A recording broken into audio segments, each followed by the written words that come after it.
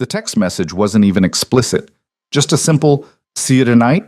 from Paolo Moretti.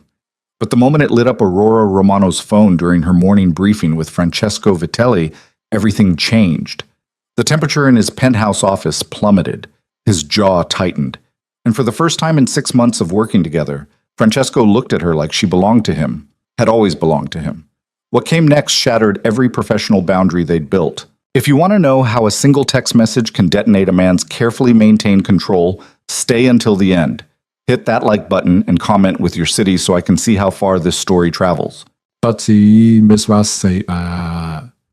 Romano had learned to read Francesco Vitelli the way sailors read storm clouds, carefully, from a distance, with healthy respect for what might happen if she miscalculated. 6 months of working as his private consultant had taught her that much. He didn't raise his voice. He didn't need to. When Francesco wanted something, the air itself seemed to rearrange around his intentions. This morning, she'd arrived at his penthouse office at exactly 8:45, the way she always did. 15 minutes early. Never rushed. The elevator had delivered her to the top floor of the Vitelli Tower with its characteristic smoothness, and she'd walked past the floor-to-ceiling windows overlooking the city with her laptop bag slung over one shoulder and her second coffee of the day going cold in her hand. Francesco's assistant, a sharp-eyed woman named Carlotta, who seemed to know everything about everyone, had waved her through without the usual pleasantries. That should have been Aurora's first warning. The second warning came when she opened the door to Francesco's office and found him standing at the window instead of sitting behind his desk. His hands were clasped behind his back, his shoulders rigid beneath the perfect lines of his charcoal suit. He didn't turn around when she entered. "Good morning," Aurora said, keeping her voice level. Professional. The same tone she'd used for 6 months of twice-weekly meetings, project updates, and the occasional late-night call when Francesco needed her analysis on something that couldn't wait until morning. Close the door. Not good morning, not Señorita Romano, which was what he always called her. A formal distance built into 2 words that reminded both of them exactly where the lines were drawn. Aurora closed the door. The click of the latch sounded too loud in the silence. "Is everything all right?" she asked, setting her bag down on one of the leather chairs that faced his desk. The desk she'd spent an embarrassing amount of time thinking about late at night, when her brain refused to shut down and her body refused to cooperate with her strict policy of keeping work and fantasy in separate boxes. Francesco finally turned around. His face was unreadable, the same controlled mask he wore in every meeting, every negotiation, every interaction that required him to be Francesco Vitelli, CEO and power broker, instead of whoever he was when no one was watching. But something in his eyes was different, sharper, almost predatory. "Sit," he said. It wasn't a request. Aurora sat, crossing her legs and pulling out her laptop with movements she'd practiced into muscle memory. Professional, composed, absolutely not thinking about the way Francesco's gaze tracked her hands as she powered up the computer. "I have the revised projections for the Rotterdam deal," she began, opening the file she'd spent most of yesterday refining. "The numbers look better than we anticipated, especially if we can lock in the—" "Who is Paolo Moretti?" Aurora's fingers froze over the keyboard. She looked up slowly, her mind racing through possibilities, connections, reasons why Francesco would know that name. Because he shouldn't know that name.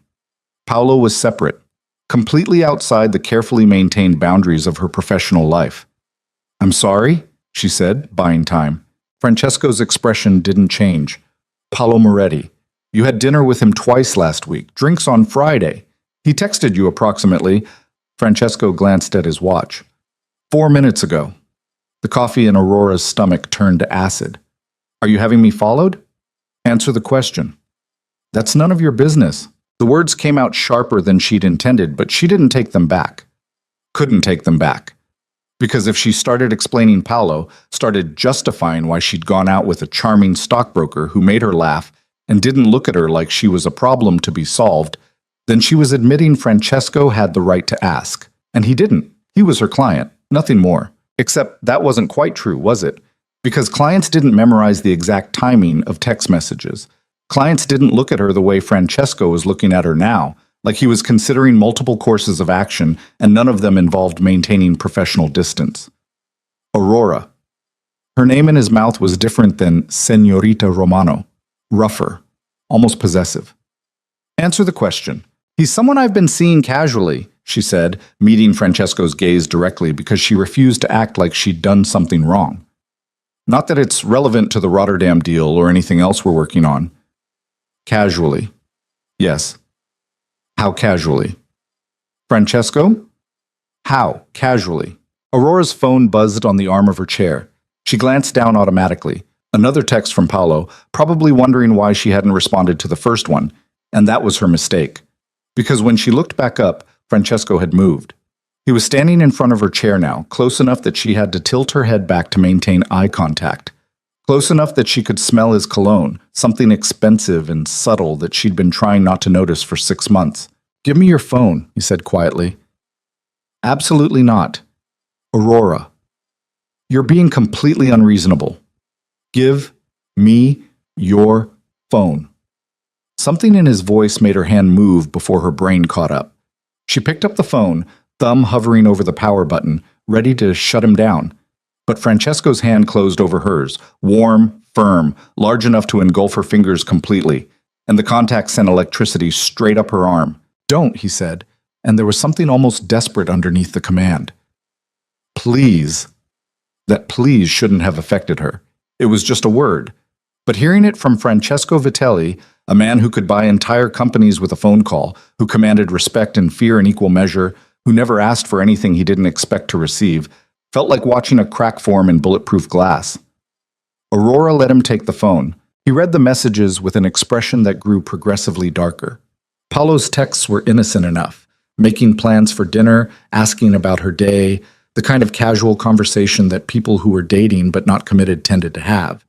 But Francesco read them like they were evidence in a criminal trial. "You're going to see him tonight," Francesco said. Not a question. "I was planning to, yes. Cancel it?" "Excuse me?" Francesco set the phone down on his desk, too carefully, like he was restraining himself from throwing it through the window. "Cancel your plans with Paolo Moretti. You're not seeing him again." Aurora stood up, anger finally burning through the shock. "You don't get to tell me who I can see. He's using you. You don't know anything about him." "I know everything about him." Francesco's voice was still quiet, but there was steel underneath now. "I know he works for Castellano Investment Group. I know he approached you at Moretti's wine bar on March 15th. I know he accidentally spilled your drink and bought you a replacement. I know he asked you out 3 times before you said yes. And I know exactly why he targeted you." The room seemed to tilt. "Targeted?" "He didn't find you by accident, Aurora. He was sent." "That's insane." "Is it?" Francesco moved closer, close enough that Aurora could see the muscle ticking in his jaw. "You're my consultant. You have access to confidential information about my business dealings. You attend meetings with my associates. You know things that certain people would pay very well to learn. And Paolo Moretti works for a firm that has been trying to get leverage on me for the better part of a year." Aurora's mind was racing, trying to find holes in his logic, trying to remember details from her dates with Paolo that would prove Francesco wrong. But the memories were suddenly suspicious. The questions Paolo had asked about her work, the way he'd always seemed interested when she mentioned client meetings, the casual inquiries about her schedule. "You're paranoid," she said, but her voice lacked conviction. "I'm careful." Francesco's hand came up, hovering near her face like he wanted to touch her, but was holding himself back. "There's a difference. Even if you're right, even if Paolo approached me because of you, that doesn't give you the right to control my personal life. You think this is about control? What else would it be?" Francesco laughed, a short, harsh sound that had nothing to do with humor. "Aurora, I have spent 6 months watching you walk into my office twice a week. 6 months listening to you analyze contracts and dissect business strategies with that sharp mind of yours.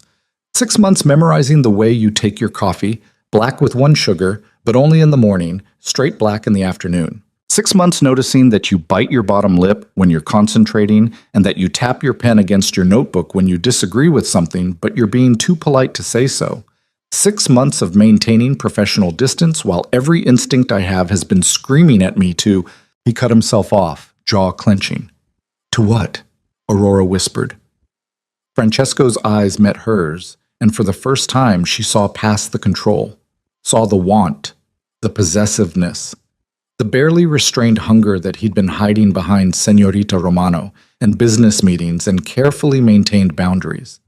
To make sure everyone knows you're mine, he said quietly, including you. Aurora's breath caught. Her pulse was hammering so hard she could feel it in her throat, her wrists, the base of her spine. This was dangerous. This was crossing every line they'd established.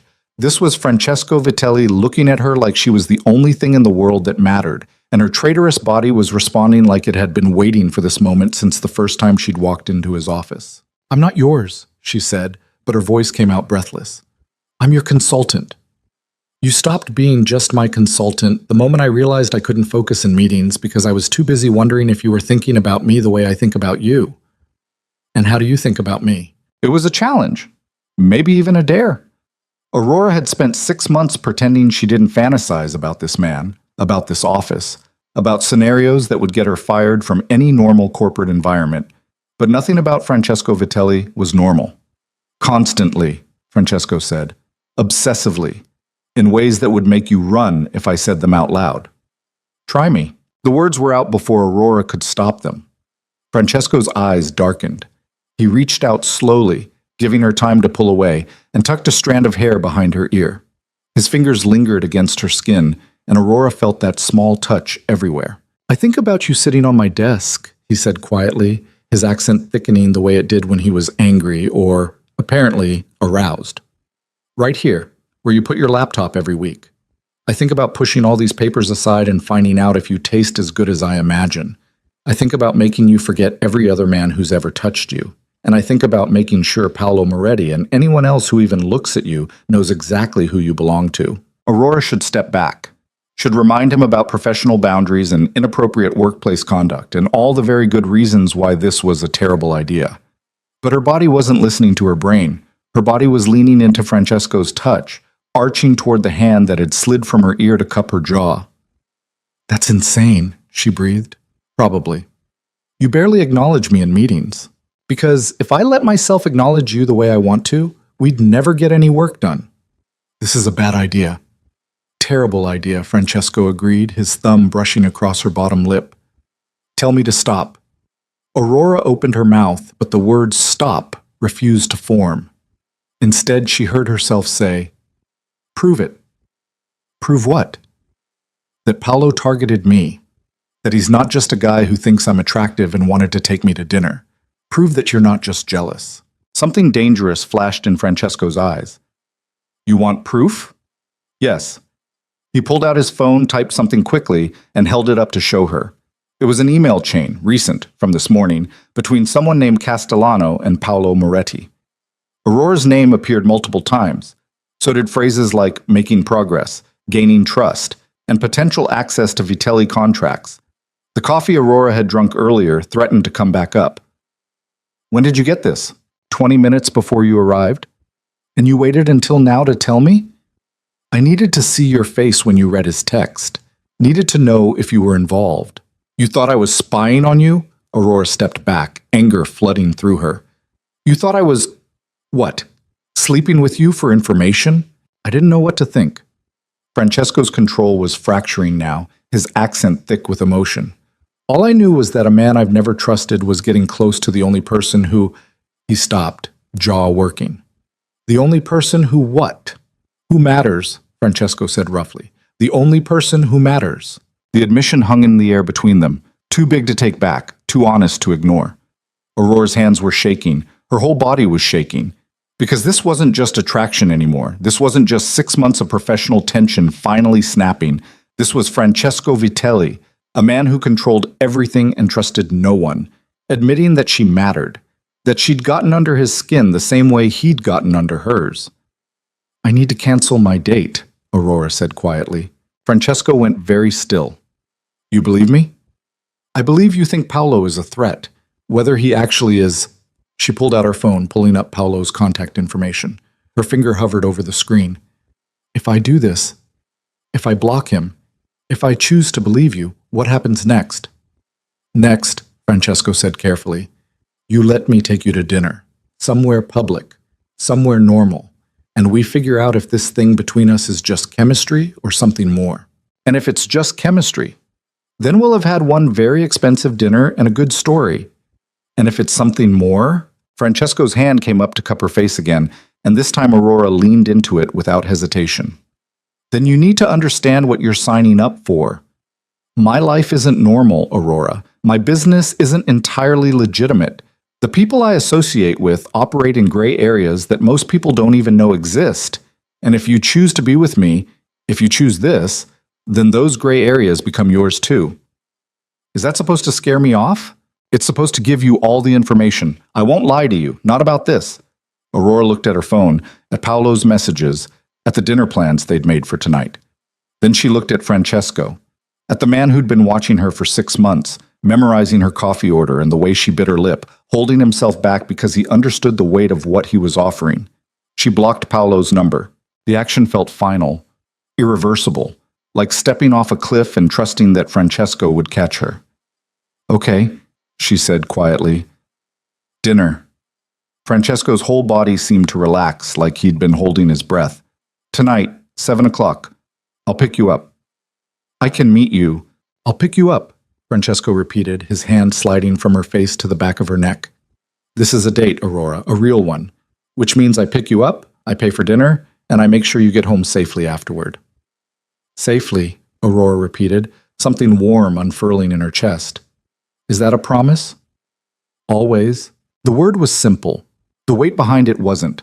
Because Francesco wasn't just promising to keep her safe tonight. He was promising to keep her safe from whatever came next. From Paolo, from Castellano, from the gray areas he'd warned her about. And Aurora, who'd spent 6 months maintaining professional distance and pretending she didn't want exactly this, felt something inside her shift and settle. I should go, she said, even though leaving was the last thing she wanted to do. I have another client meeting at 10. Francesco's thumb traced small circles against the base of her skull. Cancel it. I can't just cancel it. Stay. Francesco, please. That word again, rough and honest and impossible to resist. Stay. We'll talk about Rotterdam, about the projections you spent all day working on, about everything except Paolo Moretti and what I want to do to you on this desk. Aurora laughed, surprised and slightly breathless. You're terrible at selling this. I'm not selling anything. I'm asking you to stay. So she stayed. They talked about Rotterdam, about projections and contracts and timelines. They ordered lunch from the Italian place on the corner that Francesco liked. They argued about risk assessment and market volatility and whether the deal was worth the exposure. And through it all, Aurora felt the shift between them, the way Francesco's hand would brush hers when he reached for a document, the way his eyes would linger on her face when he thought she wasn't looking, the way the air felt charged with possibility. By the time Aurora finally left at 4 o'clock, she'd rescheduled 2 meetings and completely lost track of her normal routine. But she didn't care, because tonight she had a date with Francesco Vitelli, and everything was about to change. She just didn't realize how much. Aurora spent 2 hours getting ready, longer than she'd spent on any date in the past year. She changed outfits 3 times, settled on a black dress that was elegant without being formal, sexy without being obvious. She left her hair down, the way Francesco seemed to like it. She kept her makeup simple. And when the buzzer rang at exactly 7 o'clock, her heart was pounding hard enough that she had to take 3 deep breaths before answering. Francesco stood in her doorway in dark jeans and a black sweater that did absolutely unfair things to his shoulders. He ditched the suit, the corporate armor, and what was left was somehow more dangerous, more real. Hi, Aurora said, suddenly nervous. Hi. Francesco's gaze traveled over her slowly, appreciatively. You look incredible. So do you. Ready? Aurora grabbed her purse, locked her apartment, and let Francesco guide her to the elevator with his hand warm against the small of her back. The touch felt possessive, grounding, like he was already claiming her in small ways, testing boundaries, seeing how far she'd let him go. The car waiting outside was sleek and expensive, a dark sedan with tinted windows and a driver who didn't ask questions. Francesco held the door open, waited until Aurora was settled, then slid in beside her close enough that their thighs touched. Where are we going? Aurora asked as the car pulled into traffic. Somewhere we can talk without interruption. That should have been ominous. It should have set off alarm bells. But Aurora found she didn't care. She'd made her choice when she blocked Paolo's number. Everything else was just details. The restaurant was on the waterfront, small, exclusive, the kind of place that didn't advertise because it didn't need to. The maitre d' greeted Francesco by name, led them to a corner table with a view of the water, and disappeared without taking drink orders. Apparently, Francesco had already taken care of that. "Do you always plan everything in advance?" Aurora asked, settling into her chair. "When it matters." Francesco's gaze held hers across the table. "And this matters." A waiter appeared with wine, red, expensive, probably older than Aurora, and poured 2 glasses before vanishing again. "So," Aurora said, taking a sip, "tell me about the parts of your business that aren't entirely legitimate." Francesco's lips quirked. "Straight to it?" "You promised honesty. I'm holding you to it." "Fair enough." He leaned back in his chair, the picture of casual control. "Most of my business is legal. Investments, real estate, consulting, but I also broker deals between parties who prefer to operate outside traditional channels. I facilitate connections. I make problems disappear. And in return, I receive favors, information, and leverage that I can use when needed. Like getting Paolo's emails. Is that what you did to him? Made him disappear?" Francesco's expression didn't change. "Paolo Moretti resigned from Castellano Investment Group this afternoon. He'll be relocating to their Singapore office next week. He won't be contacting you again." Aurora set down her wine glass carefully. "Did you threaten him?" "I explained the situation." "Francesco, he made a choice, Aurora. He could continue working for Castellano and face the consequences of targeting you, or he could accept a generous severance package and start fresh somewhere else. He chose the second option. And if he hadn't, then I would have made the choice for him." The casual certainty in Francesco's voice should have scared her, should have sent her running out of the restaurant and straight back to her normal, uncomplicated life. But Aurora found she was more curious than afraid. "How long have you been doing this?" she asked. "Which part?" "All of it. The brokering, the favors, She gestured vaguely. "The thing you do that isn't quite legal but isn't quite illegal either. My family has been in this business for 3 generations. I inherited more than just money when my father died. I inherited obligations, alliances, enemies." Francesco took a sip of his wine. "I've been managing it all since I was 23. That's young. It was necessary." The waiter returned with appetizers Aurora didn't remember ordering. She picked at the food, her appetite lost somewhere between "made him disappear" and the realization that she was sitting across from a man who operated in a world she'd only read about in novels. "You can leave," Francesco said quietly. "Right now. I'll have my driver take you home. We'll go back to being professional acquaintances. I won't contact you outside of work. And Paolo will stay in Singapore where he can't hurt you." "Is that what you want?" "What I want is irrelevant. This is about what you can handle." Aurora met his gaze directly. "What if I can handle more than you think? Then you're either braver or more foolish than I gave you credit for." "Maybe both." Francesco's lips curved into something that wasn't quite a smile. "Tell me something, Aurora. What were you thinking about during our meetings? All those times you were staring at my desk?" Heat flooded Aurora's face. "I have no idea what you're talking about." "Liar." He leaned forward, voice dropping. "You think I didn't notice? The way your breathing would change when I stood too close? The way you'd press your thighs together when I leaned over your shoulder to look at your computer? I noticed everything, Cara. Every single thing." The endearment in Italian sent shivers down Aurora's spine. "You're very sure of yourself." "I'm sure of what I see. And what I see is a woman who's been fantasizing about me as much as I've been fantasizing about her." "That's presumptuous." "Then tell me I'm wrong." Aurora couldn't, because he wasn't wrong.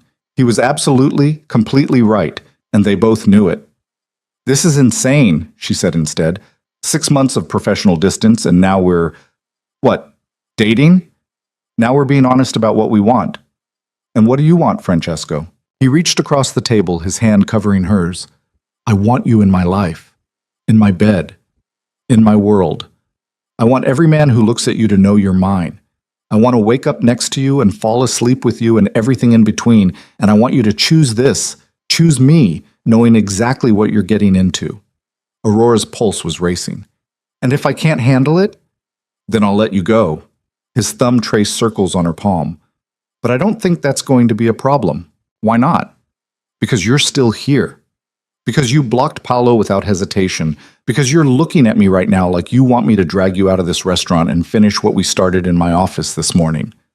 Aurora pulled her hand back, needing distance to think. You're very confident. I'm very observant. Same thing. Not quite. They finished dinner in a haze of tension and conversation that felt like foreplay. Francesco told her stories about growing up in his family's business, carefully edited, Aurora suspected, but honest in the ways that mattered. She told him about her childhood, her career path, the reasons she'd become a consultant instead of joining a firm. And through it all, the pull between them grew stronger, more undeniable, until Aurora could barely focus on her food. When the check came, or rather, when the waiter informed them that everything had been taken care of, Francesco stood and offered his hand. Walk with me? The waterfront was quiet at this hour, the city lights reflecting off the dark water. Francesco kept his hand on Aurora's lower back as they walked, the touch grounding and possessive in equal measure. They didn't talk, didn't need to. The silence between them felt full of possibility, of choices being made and boundaries being crossed and futures being written. I should take you home, Francesco said finally, but he didn't move toward the car. You should, Aurora agreed, but she didn't move either. Aurora! She kissed him, rose up on her toes, fisted her hands in his sweater, and kissed him with 6 months of pent-up wanting and denial and need. Francesco made a sound low in his throat, surprise or satisfaction or both, and his arms came around her, pulling her flush against him as he took control of the kiss, deepening it until Aurora forgot where she was, forgot everything except the taste of him and the feel of his hands on her body and the way her name sounded when he groaned it against her mouth. When they finally broke apart, both breathing hard, Francesco rested his forehead against hers. My place or yours? He asked roughly. Yours. Because going to his place felt like stepping fully into his world, and Aurora was done with half measures. The drive back to Francesco's penthouse was a blur of heated glances and restraint stretched thin. His hand stayed on her thigh the entire time, thumb drawing maddening circles that made Aurora want to forget about the driver and climb into Francesco's lap, right there in the back seat. But she held herself still, held herself together, until the car stopped and Francesco was guiding her into his private elevator with barely leashed urgency. The moment the elevator doors closed, Francesco had her against the wall, his mouth on hers, his hands everywhere. Aurora met him kiss for kiss, touch for touch, 6 months of professional distance burning away in the heat between them. When the elevator dinged at his floor, they stumbled out still tangled together, leaving a trail of Aurora's purse and Francesco's jacket on the way to his bedroom. And then there were no more barriers, no more distance, no more pretending this was anything other than what it had always been. Inevitable, consuming, and absolutely worth the risk. Hours later, Aurora lay in Francesco's bed with the city lights painting patterns across his ceiling and Francesco's arm around her waist, his chest solid against her back. She should feel scared, should feel uncertain about what came next, but all she felt was claimed, safe, completely and irrevocably seen. No regrets? Francesco asked quietly, his breath warm against her ear. Aurora laced her fingers through his.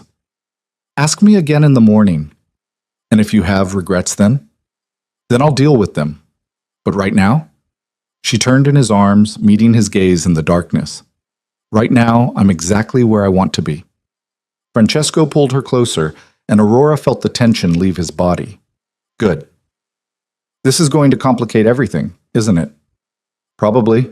Your business, my career, everything. Definitely. Aurora should be more concerned about that. Should be planning exit strategies and damage control. But Francesco's hand was tracing lazy patterns on her spine, and his heartbeat was steady beneath her palm, and for the first time in 6 months, Aurora let herself stop thinking and just feel. Tomorrow, she'd worry about Paolo and Castellano and what it meant to be involved with a man who operated in moral gray areas. Tomorrow, she'd figure out how to navigate being both Francesco's consultant and something infinitely more complicated. But tonight she was just Aurora, wrapped in the arms of a man who'd spent 6 months memorizing her coffee order and fighting his own instincts. And that was enough. More than enough. It was everything. Morning arrived with the kind of brightness that felt like an accusation.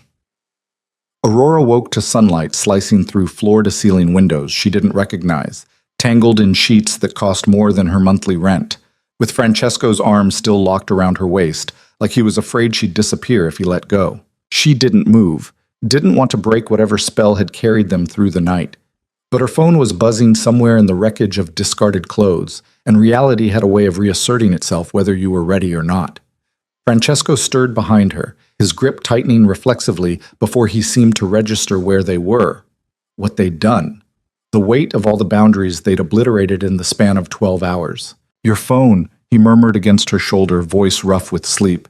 "Ignore it." "Aurora, just a few more minutes."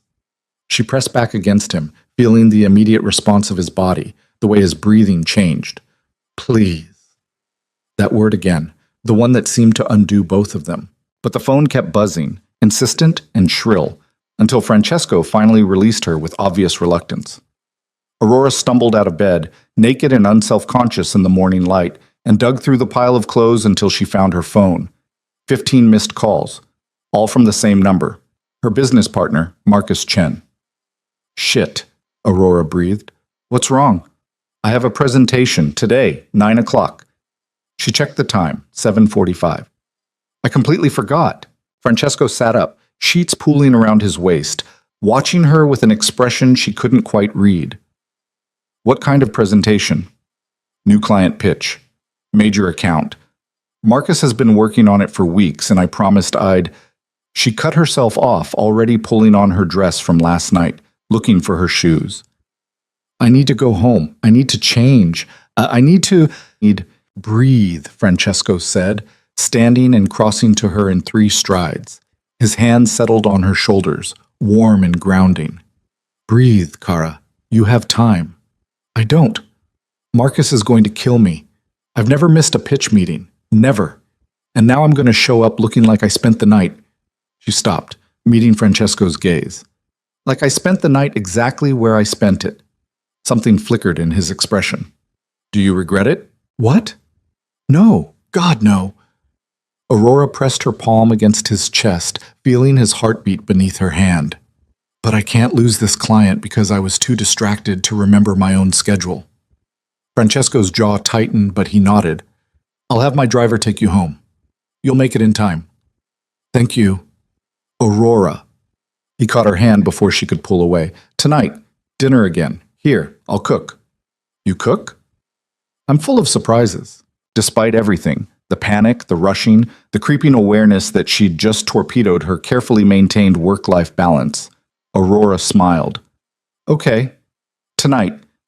The kiss he gave her was thorough enough to make her forget about Marcus and presentations and everything except the taste of Francesco's mouth and the possessive way his hands gripped her hips.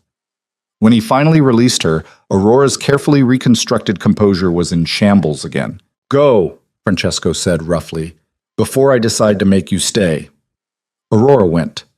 The driver, a silent man named Luca, who'd apparently been waiting since dawn, got her home in 20 minutes. She showered in record time, changed into her standard pitch meeting armor of tailored pants and a silk blouse, and made it to Marcus's office, with 3 minutes to spare. Marcus took one look at her and raised an eyebrow. "Rough night?" "Traffic," Aurora lied. "Uh-huh. And that's why you're wearing the same earrings you had on yesterday?" Aurora's hand flew to her ear. Damn. She'd been in such a rush she hadn't even thought to change jewelry. "Marcus, save it." But he was smiling, that knowing smile that said he'd figured out exactly what kind of night she'd had.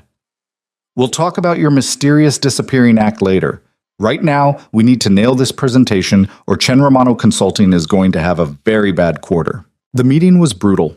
The potential client, a tech startup with more money than sense, asked impossible questions, demanded unrealistic timelines, and generally behaved like the kind of entitled nightmare that made Aurora question her career choices.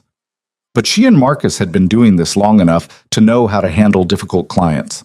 They tag-teamed the presentation, deflected the worst questions, and by the time they walked out 2 hours later, they had a signed contract and a deposit check that would keep their business afloat for the next 6 months. "Drinks," Marcus announced as soon as they were back in his office. "We're celebrating, and you're going to tell me everything." "There's nothing to tell. Aurora Romano, I've known you for 8 years. I've seen you turn down dates with professional athletes and literal billionaires because you were too focused on work. And now you're showing up to pitch meetings with sex hair and the same jewelry from yesterday. So either you got abducted by aliens who scrambled your priorities, or you finally slept with that Italian client you've been obsessing over for the past 6 months. Aurora sank into one of Marcus's guest chairs, the adrenaline from the presentation finally wearing off and leaving her wrung out. It's complicated. It's always complicated with you. Marcus poured 2 fingers of whiskey into a glass and slid it across his desk. Talk. So Aurora talked. She told him about Paolo, about the emails, about Francesco's confession in his office. She left out some of the more explicit details. Marcus didn't need to know about the desk fantasy or exactly how the night had ended, but she gave him enough to understand the situation. Marcus listened without interrupting, his expression growing progressively more concerned. When she finished, he took a long drink of his own whiskey. "Okay," he said finally, "let me see if I have this straight. Your client, the client who accounts for roughly 30% of our annual revenue, has been obsessed with you for 6 months. He had the guy you were dating investigated, got access to his private emails, and then essentially blackmailed him into leaving the country. And your response to all of this was to sleep with him." Put like that, it sounded insane. "You're not wrong," Aurora admitted. "Aurora, I love you, but what the hell were you thinking?" "I wasn't thinking, that's the point." She drained her whiskey, welcoming the burn. "For once in my life, I just wanted to feel something without analyzing it to death first. And how's that working out for you?" "I don't know yet." Aurora set down the glass. "Ask me again in a week." Marcus studied her for a long moment. "You're falling for him." "I barely know him." That's not an answer. It wasn't. Because the truth was, Aurora didn't know what she felt. The night with Francesco had been incredible, better than any fantasy she'd constructed during those long months of professional distance.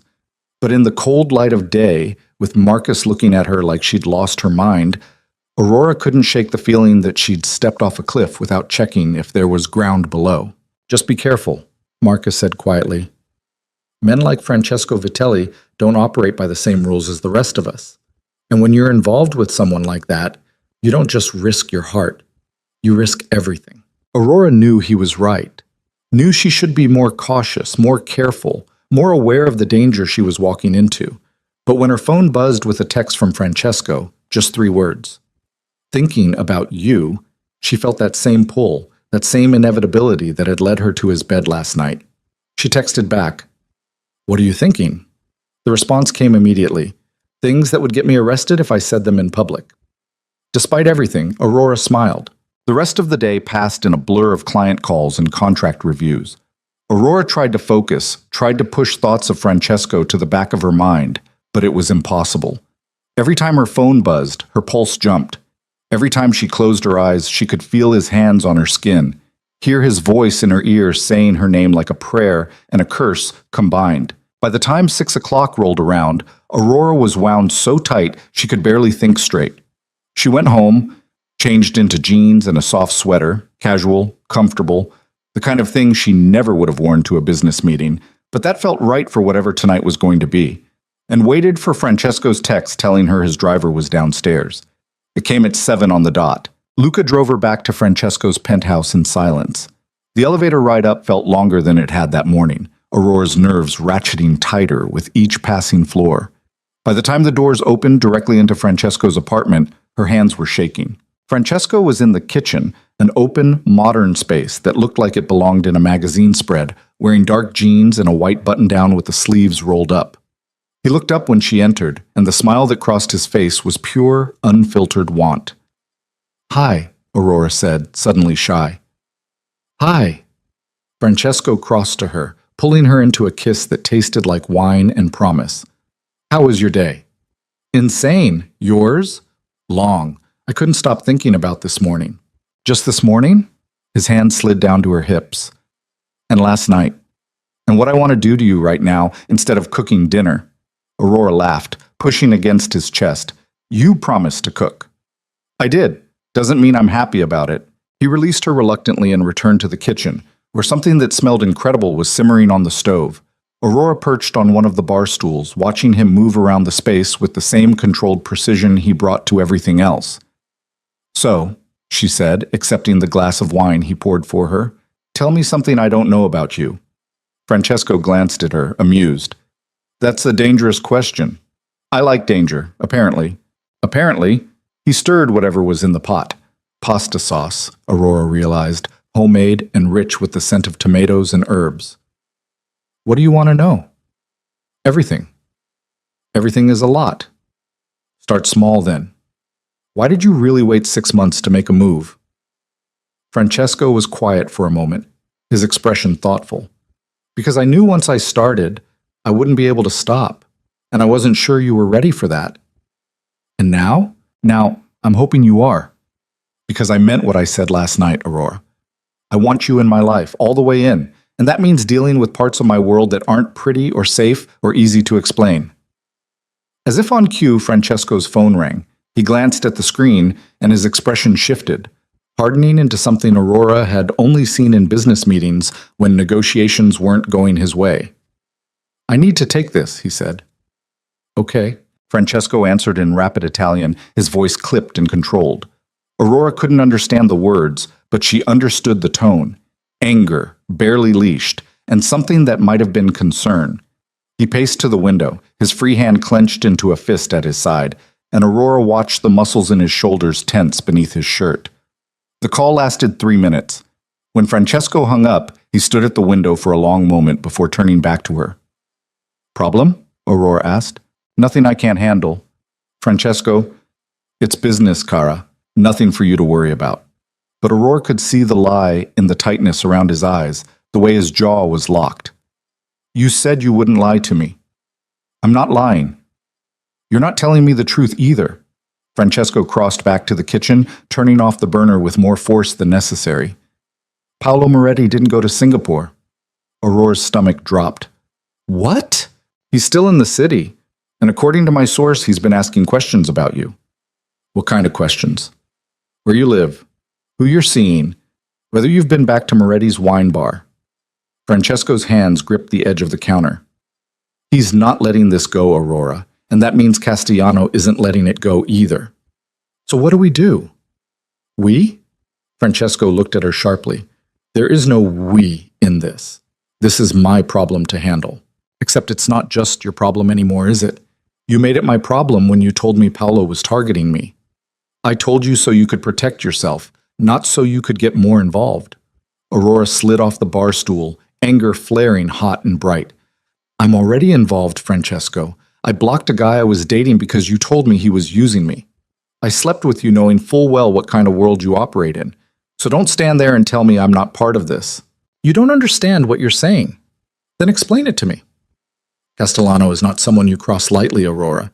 He's powerful, connected, and he doesn't forget grudges. If he thinks you're important to me, if he thinks you're leverage he can use, then you become a target, and I will not let that happen. So what? I'm just supposed to go back to my normal life and pretend none of this happened? Yes. The single word hit like a slap. Aurora stared at Francesco, at the man who'd spent last night worshipping her body and this morning promising her tonight, and felt something crack in her chest. You're serious, she said quietly. Completely. Last night you told me you wanted me in your life. This morning you said you'd cook me dinner. And now you're telling me to walk away because things got complicated. I'm telling you to walk away because I can't guarantee your safety if you stay. I didn't ask for guarantees. Well, I'm giving them to you anyway. Francesco's voice was rough, strained. I've already put you in danger by letting this happen. I won't make it worse by being selfish enough to keep you here. Aurora felt tears burning behind her eyes, but she refused to let them fall. So that's it? One night and you're done? It has to be. Bullshit. The word came out sharp, cutting. You're scared. You're scared that if something happens to me, it'll be your fault. But pushing me away doesn't protect me, Francesco. It just makes you feel like you're in control. You're wrong. Am I? Aurora moved closer, close enough to see the muscle ticking in his jaw, the way his hands were white-knuckled on the counter. Because from where I'm standing, this looks a lot like a man who's terrified of actually letting someone in. You don't know what you're talking about. Then tell me I'm wrong. Tell me you don't want me here. Tell me last night meant nothing and that you can walk away without a second thought. Francesco's eyes met hers, and Aurora saw the war happening behind them, want battling with fear, desire fighting against whatever instinct was telling him to push her away.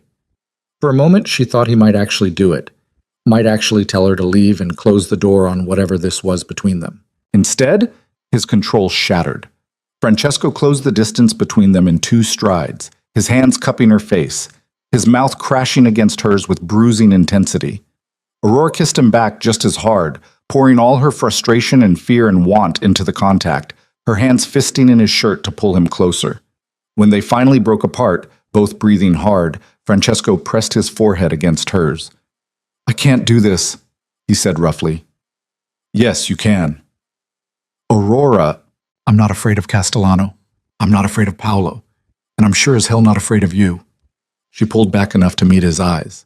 "But if you tell me to leave right now, if you push me away because you think it's what's best for me, then I will walk out that door and I won't come back. So you need to decide, Francesco, right now. Are you brave enough to let me stay?" The question hung between them, heavy with implication. Aurora could see Francesco processing it, weighing options, calculating risks the way he probably calculated everything.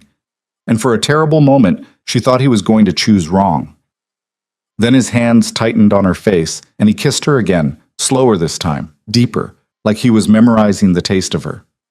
"Stay," he breathed against her mouth. "Please, stay." Relief flooded through Aurora, so intense it made her knees weak. "Okay. But we do this my way. You don't go anywhere alone. You don't meet anyone I haven't vetted. And if I tell you something is dangerous, you listen." "Francesco, that's the deal, Aurora.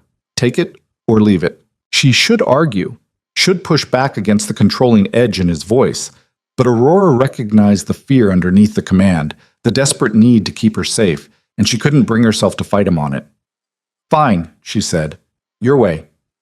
"Thank you." They ate dinner on the couch. The pasta forgotten and reheated, the wine flowing freely, the tension between them shifting from confrontation to something more complicated. Francesco told her stories about his father, about growing up in a family where business and danger were inseparable. Aurora told him about her parents' divorce, about building Chen Romano Consulting from nothing, about the drive that had led her to success and solitude in equal measure. By the time midnight rolled around, Aurora was curled against Francesco's side, his arm around her shoulders, her head resting on his chest. His heartbeat was steady beneath her ear, grounding, real. "I should go home," she murmured, not moving. "Stay." "Francesco, stay, Aurora. Let me wake up next to you again." So she stayed. They fell asleep on the couch, tangled together, the city lights painting patterns across the windows and the weight of unspoken promises hanging in the air between them. Aurora woke to Francesco's phone ringing. Again. He answered it with a curse, his voice sharp and alert despite the early hour. Aurora couldn't understand the Italian, but she understood the urgency in his tone. When he hung up, his expression was grim. "What's wrong?" Aurora asked, sitting up. "Paolo was found dead 2 hours ago. Single gunshot wound. Police are calling it a robbery gone wrong." The room tilted. "What?" "He was in the wrong place at the wrong time. Or that's what it'll look like when the investigation wraps up." Aurora's blood went cold. "Did you?" "No." Francesco's voice was flat. "But Castellano might think I did, which means this situation just got significantly more complicated." "What do we do? Right now?" "Nothing. We wait to see how Castellano reacts. If he thinks I had Paolo killed, he'll retaliate. If he realizes it was someone else taking advantage of the situation..." Francesco trailed off, his jaw tight. "Someone else? Who else would want Paolo dead?" "Aurora, Paolo wasn't just working for Castellano. He was in debt to some very dangerous people. People who don't forgive and don't forget." Francesco stood pacing to the window. His death could be exactly what it looks like. Bad luck and worse timing. Or it could be a message. A message to who? To me. To Castellano. To anyone else who thought Paolo Moretti was useful leverage. He turned back to her, and Aurora saw something in his expression that made her stomach clench. "Either way, you're not safe here." "What are you talking about?" "I'm talking about the fact that every person who knows about you and me is now calculating how they can use that information. Castellano will assume I had something to do with Paolo's death, and if he wants revenge, The easiest way to hurt me is through you. So we go to the police. And tell them what? That my business rival might have had a man killed who was also spying on you at said rival's request? Francesco's laugh was bitter. The police can't help with this, Cara. This is my world, and the only way to keep you safe is to make sure everyone knows that touching you means declaring war on me. Aurora stood on shaking legs. How do you do that? By making you visible, by making our relationship public enough that anyone who goes after you knows exactly what they're starting. Francesco crossed back to her, his hands settling on her shoulders. I need to take you to an event tomorrow night, a charity gala. Very public, very visible. Half the people there will be legitimate business contacts. The other half, he trailed off meaningfully. The other half will be the people you broker deals with. Yes, and if I go with you, if I let you parade me around in front of them, that makes me a target. It makes you protected. There's a difference. Aurora wanted to argue, wanted to point out that being protected in Francesco's world seemed to involve a lot of dead bodies and dangerous calculations. But she also understood the logic. If she was just Francesco's consultant, she was expendable, a pawn someone could remove to send a message. But if she was Francesco's, publicly, undeniably his, then she became something else entirely. What happens if I say no? She asked quietly. Then I put you on a plane to somewhere safe, somewhere Castellano, and everyone else can't find you, and I handle this alone. And us? Francesco's hands tightened on her shoulders.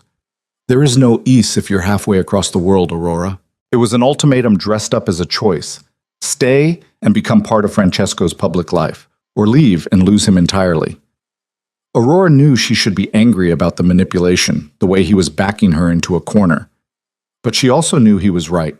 There was no middle ground here, no way to keep their relationship private and keep her safe at the same time. Okay, she said finally.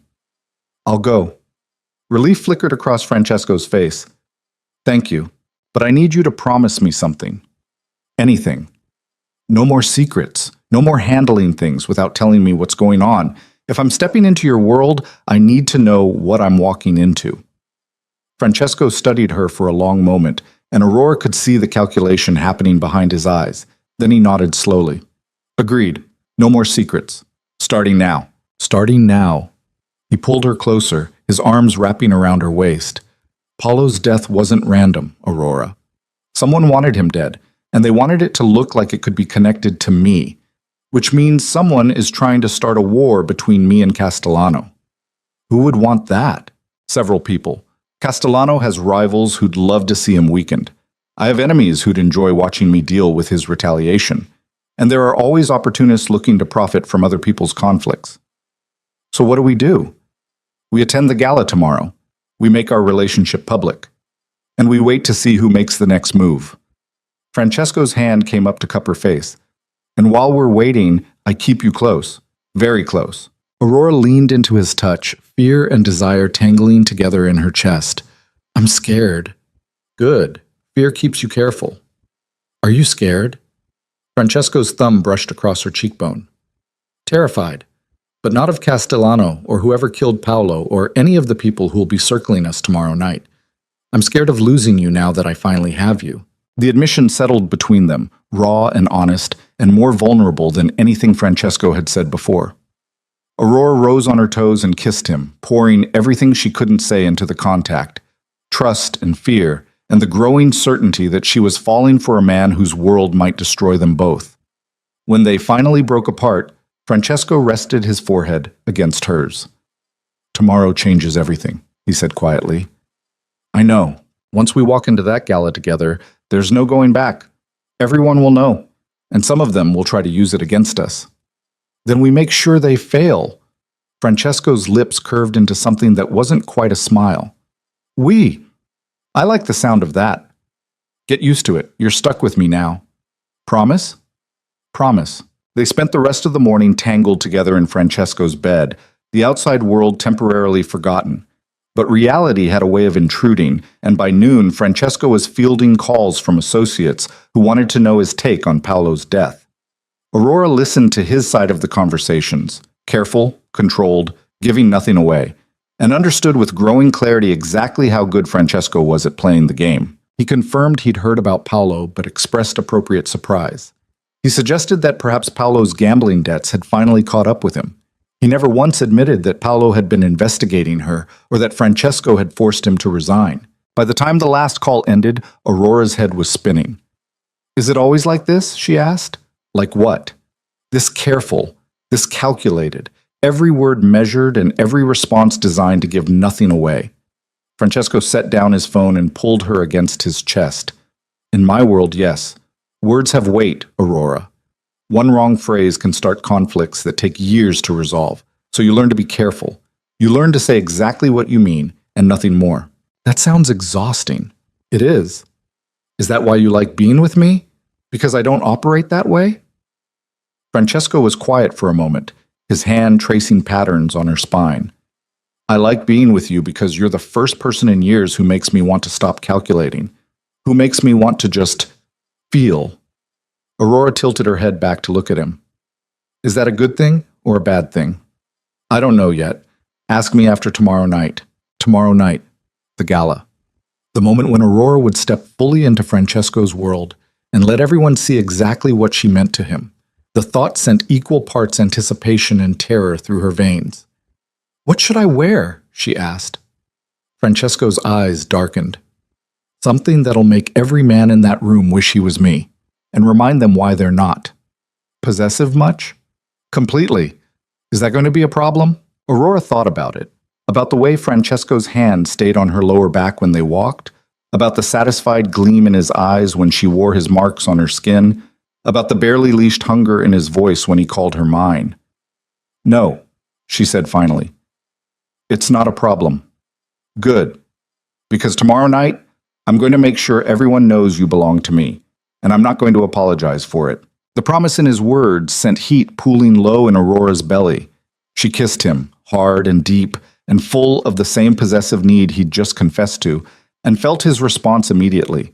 His hands tightened on her hips, pulling her closer, and whatever else they'd been about to discuss got lost in the tangle of sheets and skin and the desperate need to prove to each other that this, whatever this was real. Hours later, lying in the ruins of Francesco's bed with the afternoon sun painting gold across the windows, Aurora felt the weight of tomorrow settling over her like a second skin. Tomorrow, she'd walk into a room full of people who operated by rules she didn't fully understand. Tomorrow, she'd let Francesco claim her publicly, irrevocably. Tomorrow, there would be no more hiding, no more pretending this was just physical or temporary or something she could walk away from when it got too complicated. Tomorrow, Aurora Romano would become Francesco Vitelli's, and there was absolutely no going back from that. The dress arrived at noon in a black box with Francesco's name embossed in silver on the lid. Aurora opened it in her apartment. She'd insisted on going home to prepare, needing space to breathe before stepping into whatever tonight would become, and found silk the color of blood. Deep red, nearly crimson, cut to skim her body like a second skin before flowing into a dramatic train. There was a note tucked inside, Francesco's handwriting sharp and precise. "Wear nothing underneath. F." Aurora's hands shook as she lifted the dress from its tissue paper nest. This was real. Tonight was real. And there would be no pretending afterward that she was just Francesco Vitelli's consultant, just another professional relationship in a city full of them. She showered, dried her hair until it fell in dark waves past her shoulders, applied makeup with hands that wouldn't quite steady. The dress slid over her skin like water, fitting perfectly because, of course, Francesco had known her measurements, had probably known them for months, filing away that detail the same way he'd memorized her coffee order and the way she bit her lip when she was thinking. By the time Luca buzzed from downstairs at 7:30, Aurora barely recognized herself in the mirror. The woman staring back looked dangerous, claimed, like she belonged to Francesco Vitelli's world instead of just visiting it. The drive to Francesco's building took 15 minutes. Aurora spent all of them trying to control her breathing, trying to prepare herself for what came next. But nothing could have prepared her for the sight of Francesco waiting in his penthouse, wearing a tuxedo that had definitely been custom-made, and looking at her like she was the only thing in the world that mattered. "Aurora," he breathed, crossing to her in 3 strides. His hand settled on her hips, and she felt the heat of his palms through the thin silk. "You're going to kill me in this dress. That was the plan." His laugh was low, rough. "Turn around." She did slowly, feeling his gaze track every inch of exposed skin. When she faced him again, his jaw was tight, and his eyes had gone almost black. "You followed my instructions," he said quietly. "Was there any doubt?" "There's always doubt, Kara, but not tonight."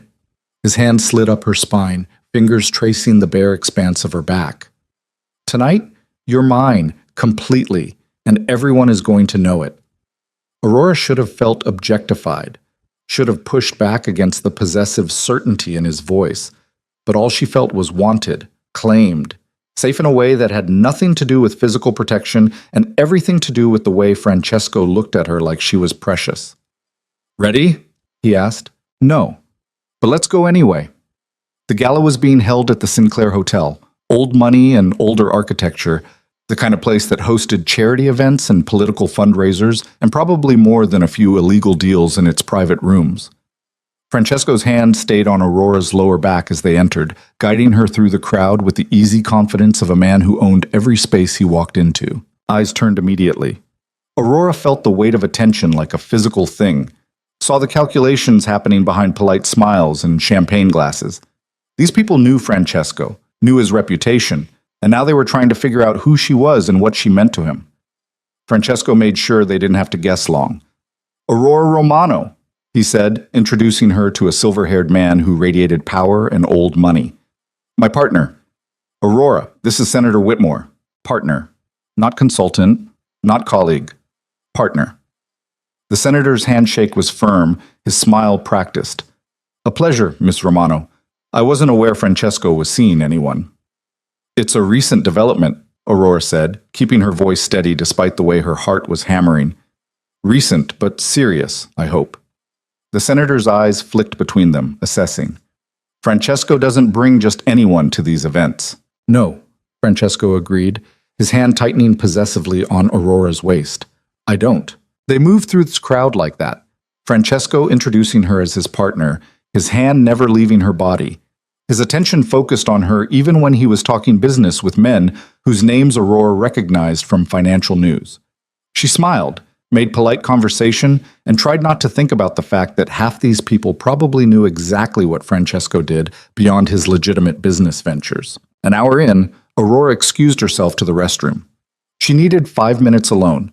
5 minutes to process the overwhelming reality of being Francesco Vitelli's public girlfriend at an event where power and danger mixed as freely as the champagne. The bathroom was blessedly empty. Aurora locked herself in a stall, pressing her palms against the cool marble walls and focusing on breathing. In, out, in, out. She could do this. She was doing this. And when she walked back out there, she'd smile and play her part. And the bathroom door opened. Heels clicked on marble, multiple sets. "Did you see her dress?" A woman's voice dripping with cattiness. "Francesco's new toy is certainly making a statement." Aurora froze, hand on the stall door. "Toy is right," another voice responded. "I give it 2 months before he gets bored and moves on. He always does." "Remember that actress? What was her name? Valentina something. He paraded her around for 6 weeks and then she disappeared completely. I heard she tried to go to the press about him, about his business. Stupid girl." "What happened to her?" "No one knows. But she's not in the city anymore, and Francesco made sure everyone understood that talking about his private affairs was inadvisable." Aurora's blood went cold. Her hand was shaking on the stall door, her mind racing through implications. Francesco had warned her his world was dangerous, but he'd never mentioned previous girlfriends. Never mentioned what happened to women who got too close and then tried to leave. "Well, this one looks smarter," the first woman said. "Did you see the way she barely spoke unless spoken to? She knows her place." "For now. But they all think they're special at first. They all think Francesco Vitelli is going to change for them. And then they learn what everyone here already knows. Men like him don't change. They just get better at hiding what they really are." The voices faded as the women left. Aurora stood in the stall, her reflection fractured in the metal door, and felt the first tendrils of real fear wrap around her heart. She should ask Francesco about Valentina, should demand to know what had happened to the other women he'd dated. But part of her didn't want to know. Didn't want confirmation that the man she was falling for might be more dangerous than she'd let herself believe. Aurora smoothed down her dress, checked her makeup, and walked back into the ballroom with a smile that felt like it might shatter at any moment. Francesco was waiting near the bar, talking to a man Aurora didn't recognize. When he saw her, his expression softened immediately. "There you are," he said, pulling her against his side. "I was beginning to think you'd climbed out a window." "Tempting," Aurora admitted, trying to keep her voice light. Francesco's eyes sharpened. "What's wrong?" "Nothing. Just needed a minute." "Aurora—" "Francesco." The man he'd been talking to interrupted, extending a hand toward Aurora. "You didn't introduce me to your beautiful companion." There was something wrong about this man. Aurora felt it immediately, a crawling sensation at the base of her spine, the same instinct that had kept her safe in bad neighborhoods and worse business deals. He was tall, well-dressed, handsome in a cold sort of way, but his smile didn't reach his eyes, and when he took her hand, his grip was just a fraction too tight. "Marco Castellano," he said. "A pleasure to finally meet the woman who's captured Francesco's attention so completely." Aurora's heart stopped.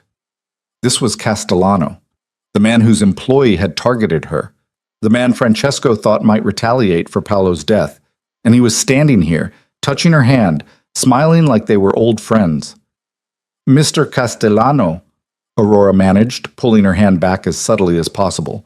Francesco's arm went iron hard around her waist. "Marco, I didn't realize you'd be attending tonight. I wouldn't miss it. The Whitmore Foundation does such important work." Castellano's gaze stayed on Aurora, assessing and cold. "I was sorry to hear about Paolo Moretti. Such a tragedy. I understand he'd been seeing Ms. Romano before his untimely death." The implication hung in the air like poison. Aurora felt Francesco's entire body go rigid beside her. "Paolo's death was unfortunate," Francesco said, his voice carefully neutral. "But I fail to see what it has to do with Aurora." "Oh, nothing, I'm sure. Just offering my condolences. It must be difficult losing someone you were close to so suddenly." Aurora's throat was tight. "I wasn't close to him." "No?" Castellano's smile sharpened. "Strange. He spoke of you quite fondly, said you had a brilliant mind, very observant, the kind of woman who notices things others might miss. It wasn't a compliment, it was a threat, thinly veiled and deliberately provocative. Castellano was letting them know he knew about Aurora's connection to Paolo, was letting them know he was watching, calculating. "If you'll excuse us," Francesco said, his hand already guiding Aurora away, "we have other people to speak with." "Of course. Enjoy your evening, Miss Romano. I'm sure we'll be seeing much more of each other." Francesco practically dragged Aurora to a quiet corner of the ballroom, his jaw clenched so tight she could see the muscle jumping. "That was a mistake," he said quietly. "I should have known he'd be here. Should have prepared you." "Prepared me for what? For him to basically accuse me of being involved in Paolo's death? He's fishing, trying to get a reaction. Well, he got one." Aurora's hands were shaking again. "Francesco, what if he thinks I had something to do with it? What if he won't touch you. I won't let him." "You can't control everything. Watch me." Francesco pulled out his phone, typed something quickly, and less than a minute later 3 men in dark suits appeared at their sides. Aurora recognized one of them, Luca, Francesco's driver. The other 2 were strangers, but they had the same watchful, dangerous quality. "Stay with her," Francesco ordered. "Don't let her out of your sight. I need to have a conversation with Castellano that doesn't involve her present." "Francesco, wait." But he was already walking away, cutting through the crowd with single-minded focus. Aurora watched him approach Castellano, saw them move together toward one of the private rooms off the main ballroom, and felt her stomach drop. "Ms. Romano," Luca said quietly, "perhaps you'd be more comfortable sitting down." "I'm fine." "You're shaking." She was. Aurora wrapped her arms around herself, suddenly freezing in the red dress that had seemed like armor an hour ago. "What's going to happen?" "Mr. Vitelli will handle it." "That's not an answer." Luca's expression didn't change. "It's the only answer I have." 20 minutes passed. Then 30. Aurora made small talk with people whose names she immediately forgot, drank champagne she couldn't taste, and tried not to watch the door Francesco had disappeared through. The 2 guards stayed close, not obviously hovering, but never more than a few feet away. Protection or imprisonment, Aurora wasn't sure which. When Francesco finally returned, his face was carefully blank, but Aurora could see the tension in his shoulders, the tightness around his mouth. "We're leaving," he said. "What happened?" "Not here, in the car." The ride back to Francesco's penthouse was silent. Aurora sat as far from him as the back seat allowed, her mind spinning through possibilities, each worse than the last. When they finally reached his building, she followed him into the elevator without speaking, watched the numbers climb, and tried to prepare herself for whatever truth was about to be revealed. Inside his apartment, Francesco poured himself 3 fingers of scotch and drained half the glass in one swallow. "Castellano knows I had Paolo's resignation forced," he said finally. "He knows I threatened him, and he's decided that makes me responsible for his death." "But you didn't kill him." "No, but in Castellano's world, the distinction doesn't matter. Paolo was his employee, his asset, and I made him vulnerable by removing him from his protection, which means I'm accountable." Aurora sank onto Francesco's couch, her legs suddenly unreliable. "What does that mean?" "It means Castellano wants restitution. He wants me to admit responsibility and pay compensation." "How much?" $5 million and a favor to be named later. The number was staggering, but it was the second part that made Aurora's blood run cold. "What kind of favor?" "Whatever kind he decides he needs. Could be information, could be access. Could be asking me to look the other way when he does something I'd normally interfere with." Francesco finished his scotch and poured another. "It's a blank check, and if I refuse, he'll consider it a declaration of war." "So you pay him?" "It's not that simple." "Why not?" "Because if I pay him, every other person I've ever had a conflict with will see it as weakness. They'll see that targeting someone I care about is an effective way to leverage me, and you'll have a target on your back for the rest of your life." Aurora stood, anger finally burning through the fear. "So what? This is my fault? I'm the liability." "That's not what I said." "It's what you meant." She paced to the window, staring out at the city lights without seeing them. "Maybe those women in the bathroom were right. Maybe I should have stayed in my lane, kept this professional, not gotten involved with a man whose world is so complicated that dating him puts a price on my head." "What women?" Aurora told him about the bathroom conversation, about Valentina, about the implications that Francesco had made previous girlfriends disappear when they became inconvenient. By the time she finished, Francesco's face had gone completely blank. "You think I had something to do with Valentina leaving the city," he said. "Not a question." "I don't know what to think anymore."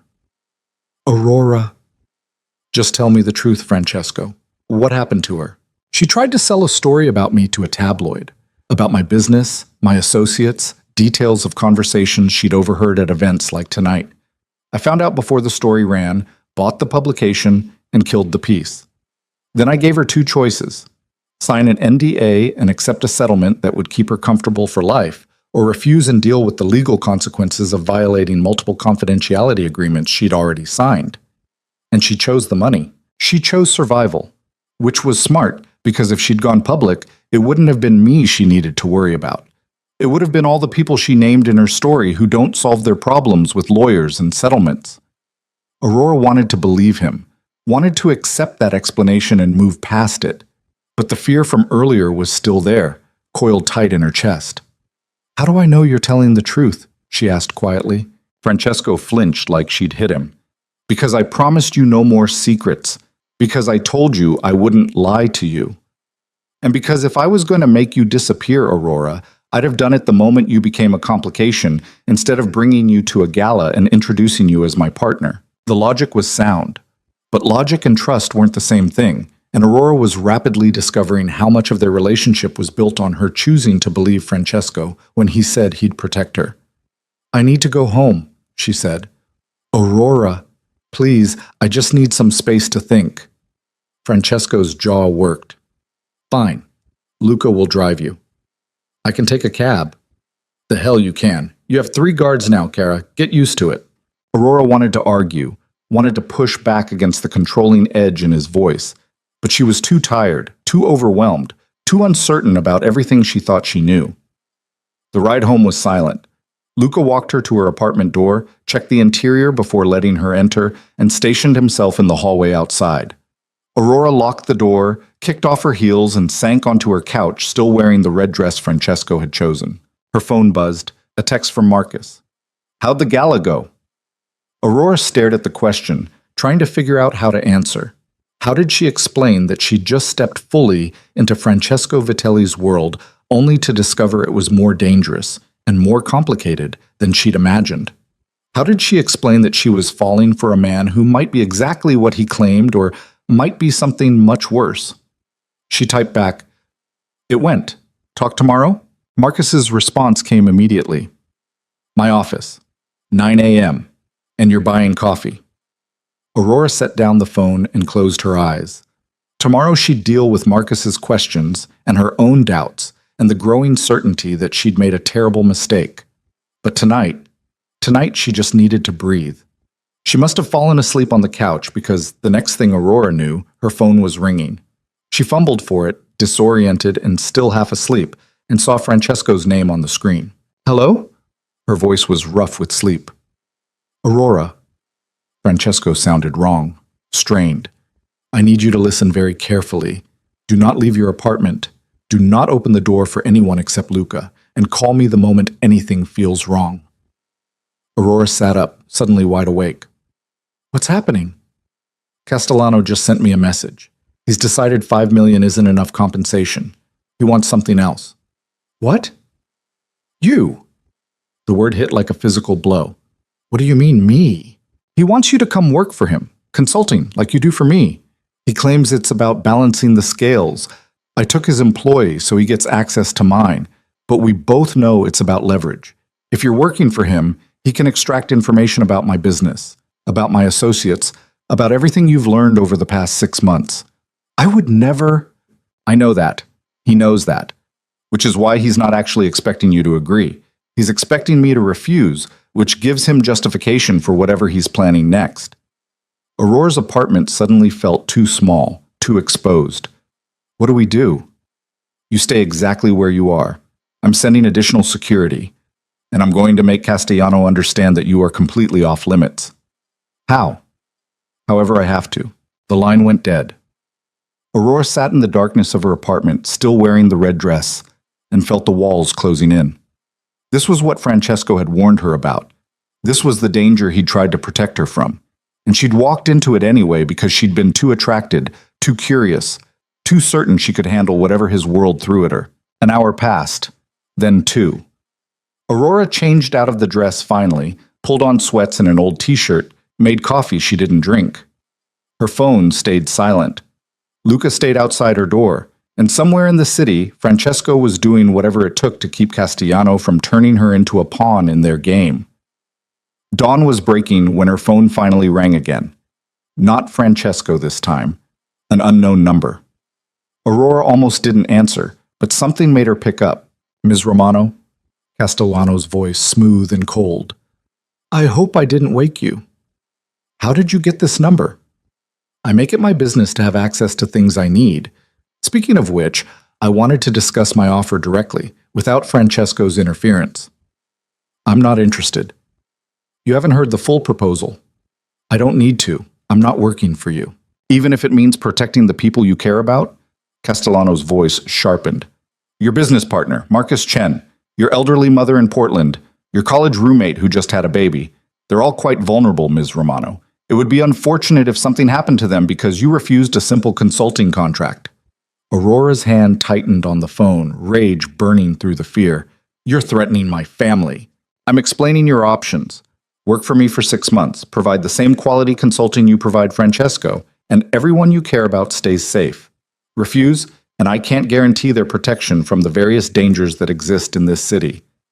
Francesco will never let you get away with this.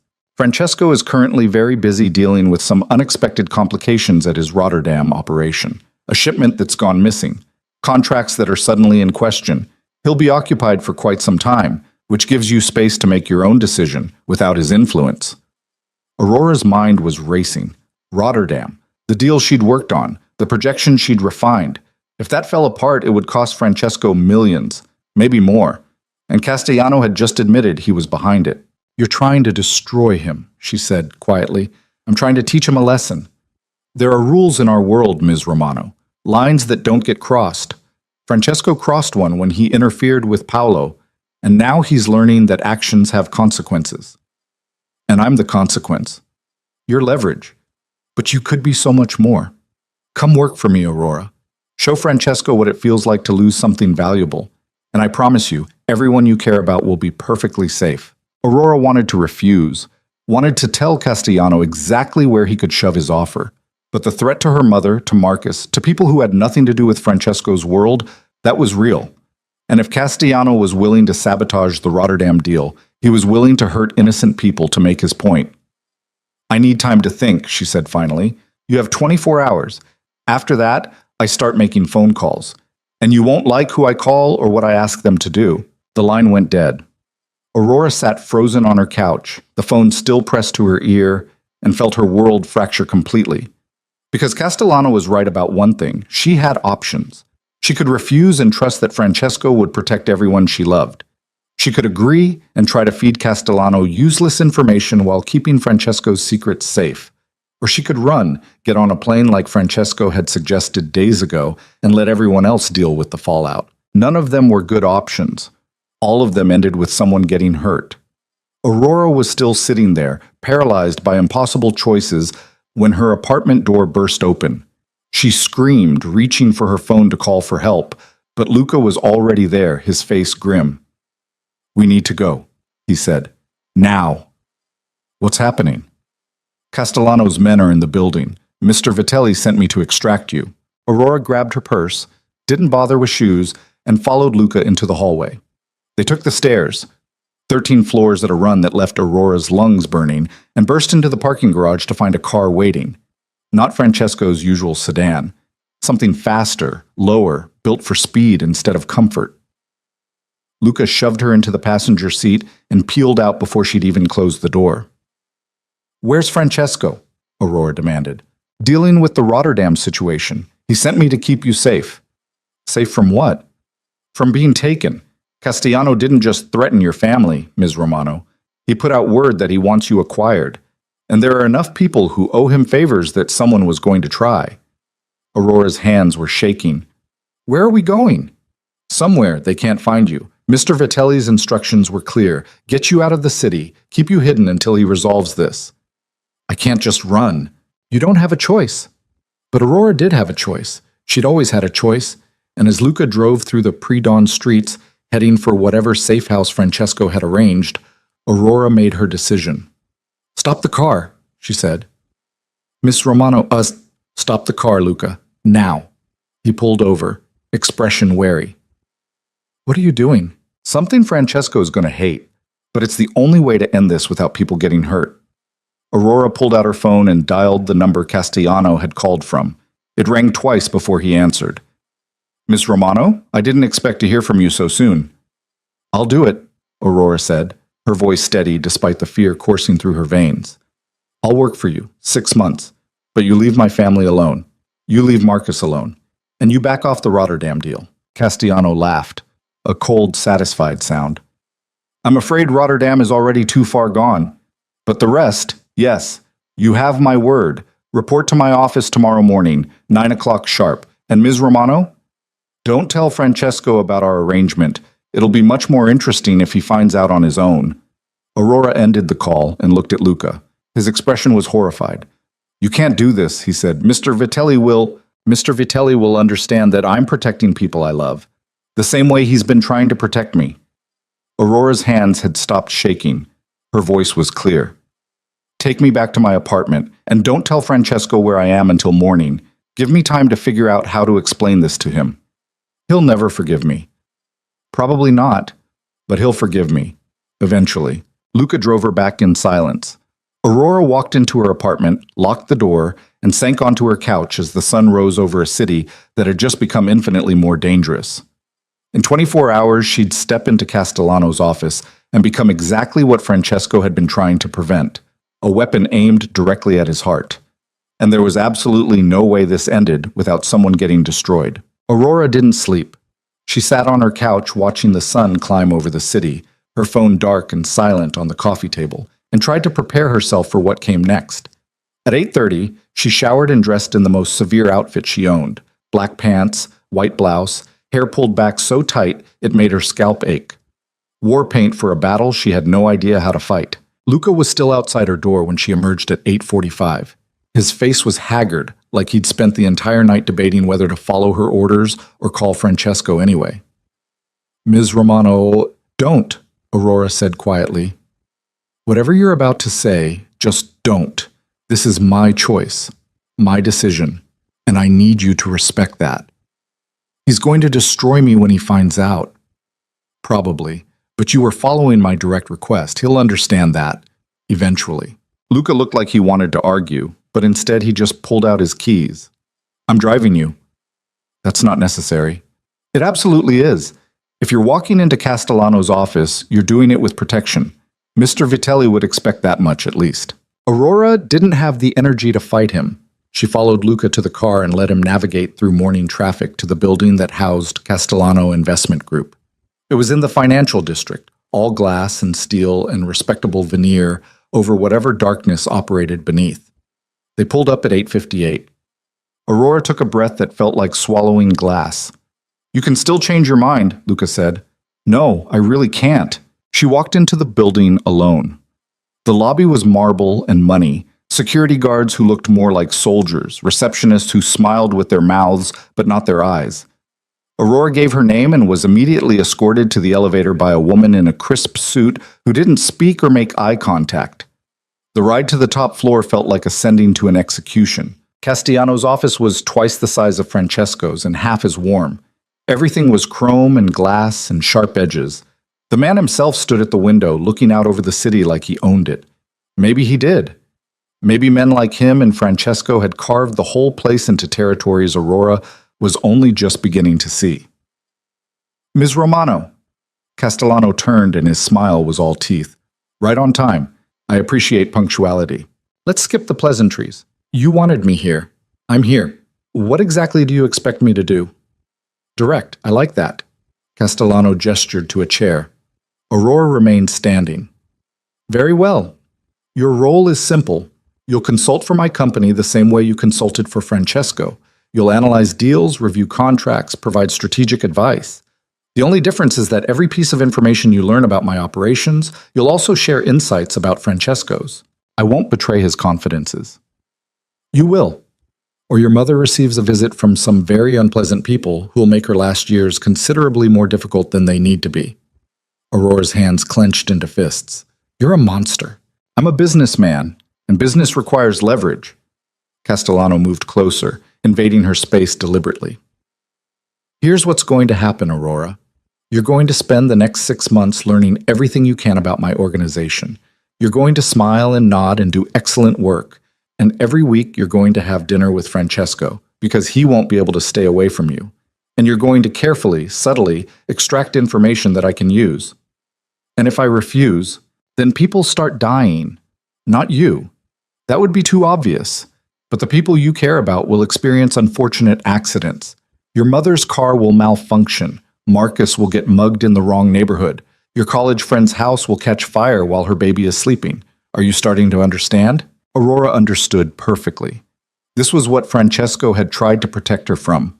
This was the reality of his world, a place where human lives were chess pieces and morality was negotiable. I understand, she said quietly. When do I start? Right now. I have a contract that needs review. Show me what makes you valuable enough to fight over. The next 3 hours were surreal. Aurora sat at a conference table reviewing merger documents while Castellano and his associates discussed logistics that skirted the edge of legality.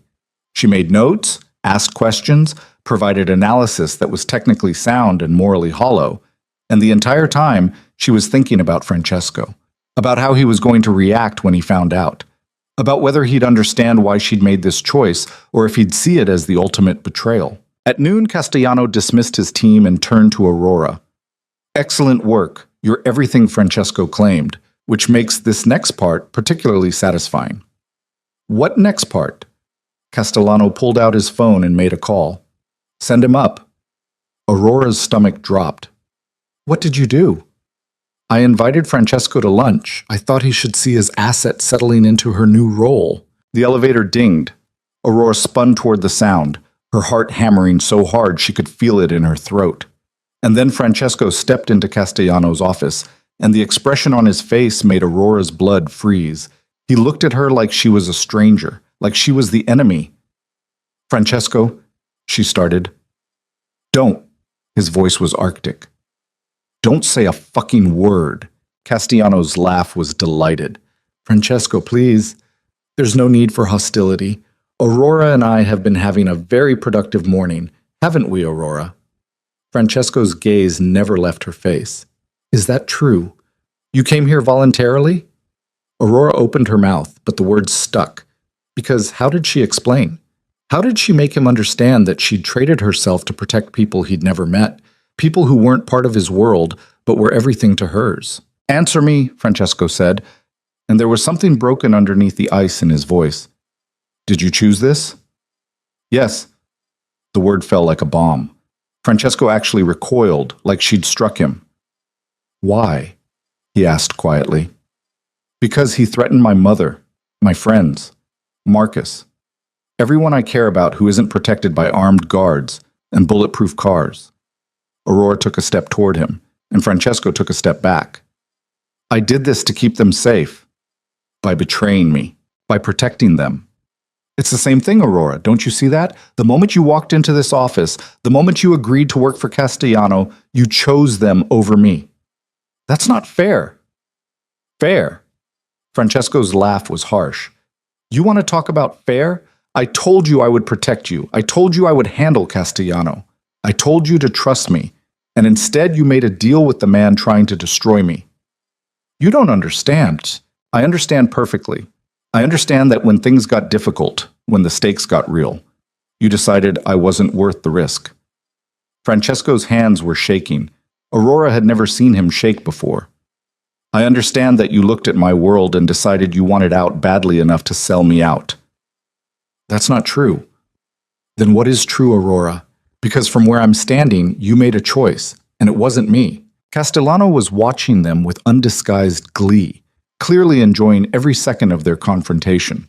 Aurora wanted to scream at him, wanted to throw something, wanted to make him understand that he'd engineered this specifically to hurt Francesco as much as possible, but Francesco was already turning away. "Wait," Aurora said desperately. "Please, just let me explain." "There's nothing to explain. You made your decision. Now live with it."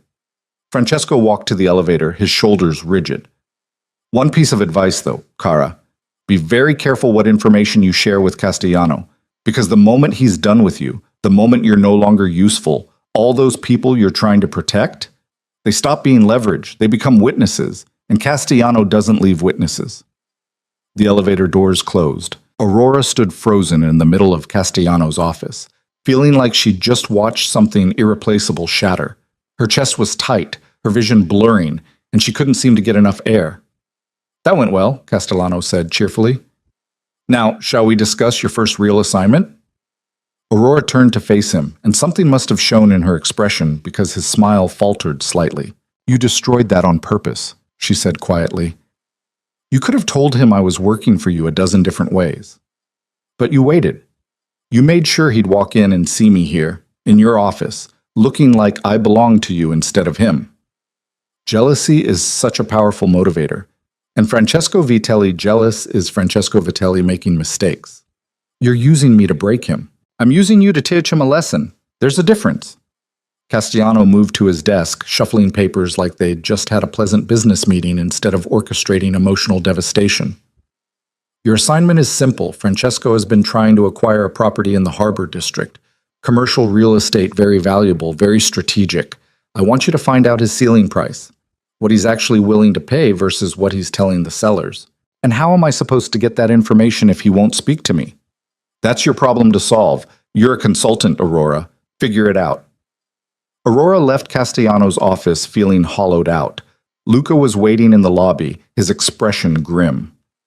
"He knows," Luca said as soon as she was in the car. "I'm aware. He called me.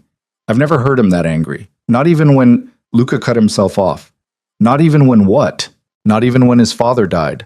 Mr. Vitelli doesn't lose control, Ms. Romano. But he did today. Because of you." The guilt was suffocating. Aurora pressed her palms against her eyes, trying to hold back tears that wouldn't help anything. "Take me home." He said I'm not to leave you alone. Security detail until further notice. I don't need... With respect, Ms. Romano, what you need and what Mr. Vitelli has ordered are two different things. And right now, I'm following his orders. So Aurora went home to an apartment that felt like a cage, with Luca stationed outside and her phone full of missed calls from Marcus demanding to know what the hell was happening. She ignored them all. Sat on her couch in the same spot she'd occupied last night and tried to figure out how everything had gone so catastrophically wrong. Her phone buzzed. Not Marcus this time. A text from an unknown number. You made the right choice.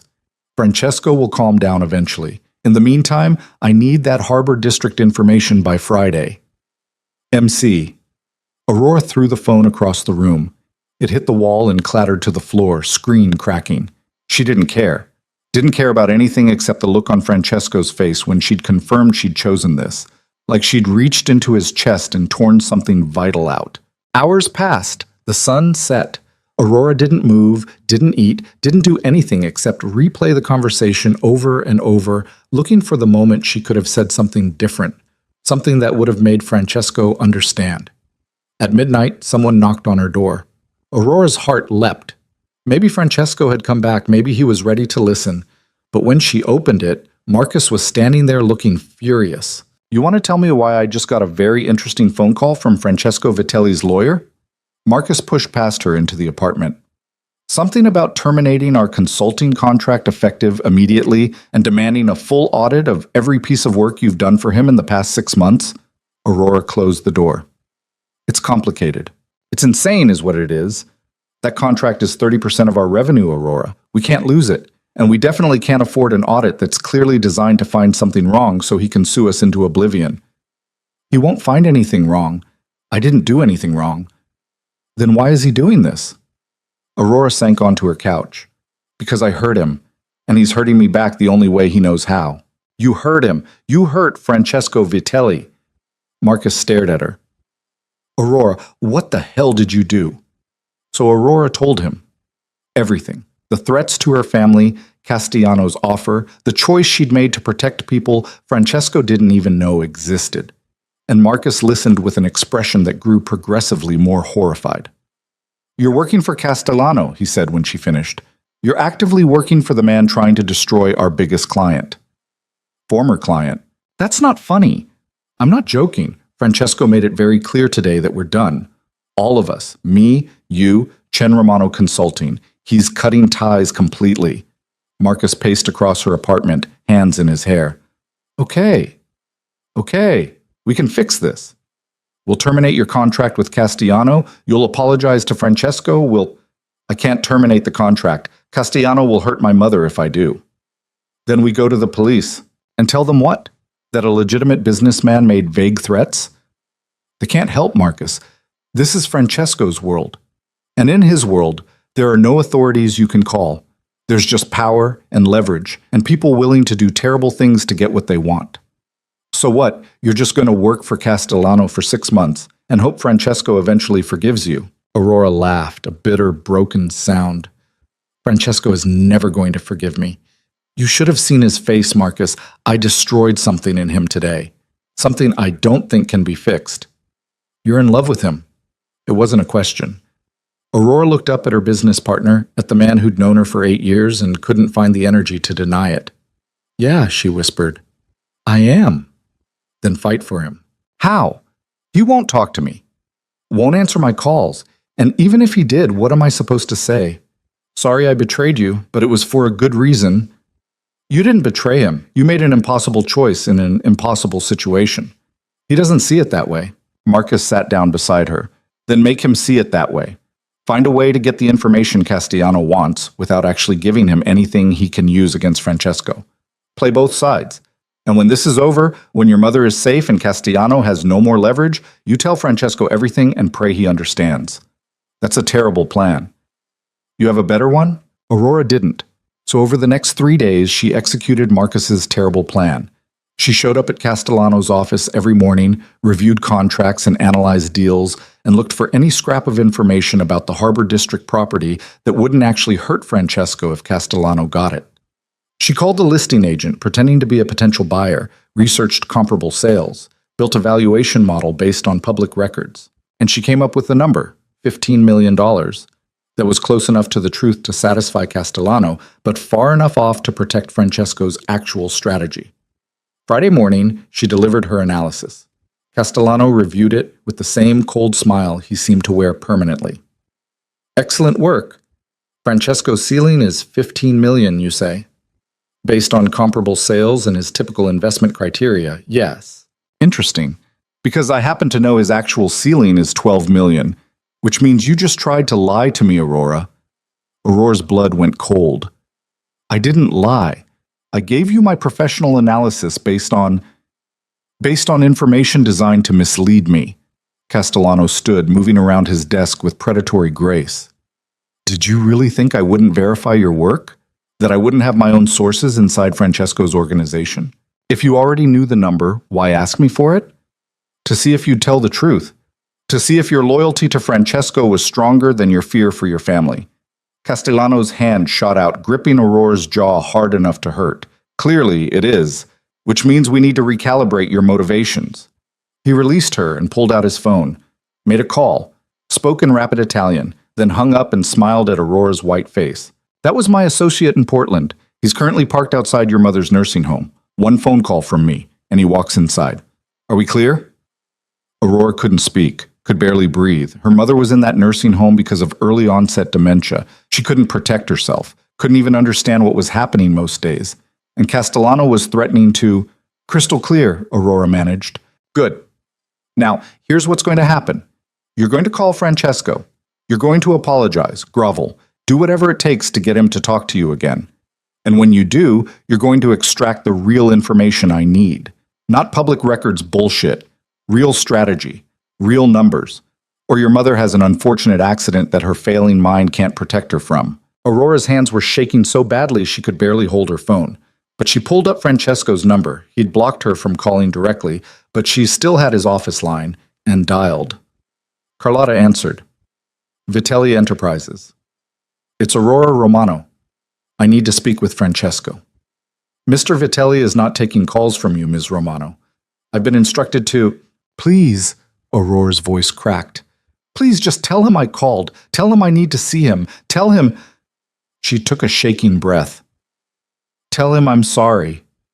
Silence on the other end. Then, I'll pass along the message. The line went dead. Aurora looked at Castellano, whose expression was expectant. He won't see me, she said.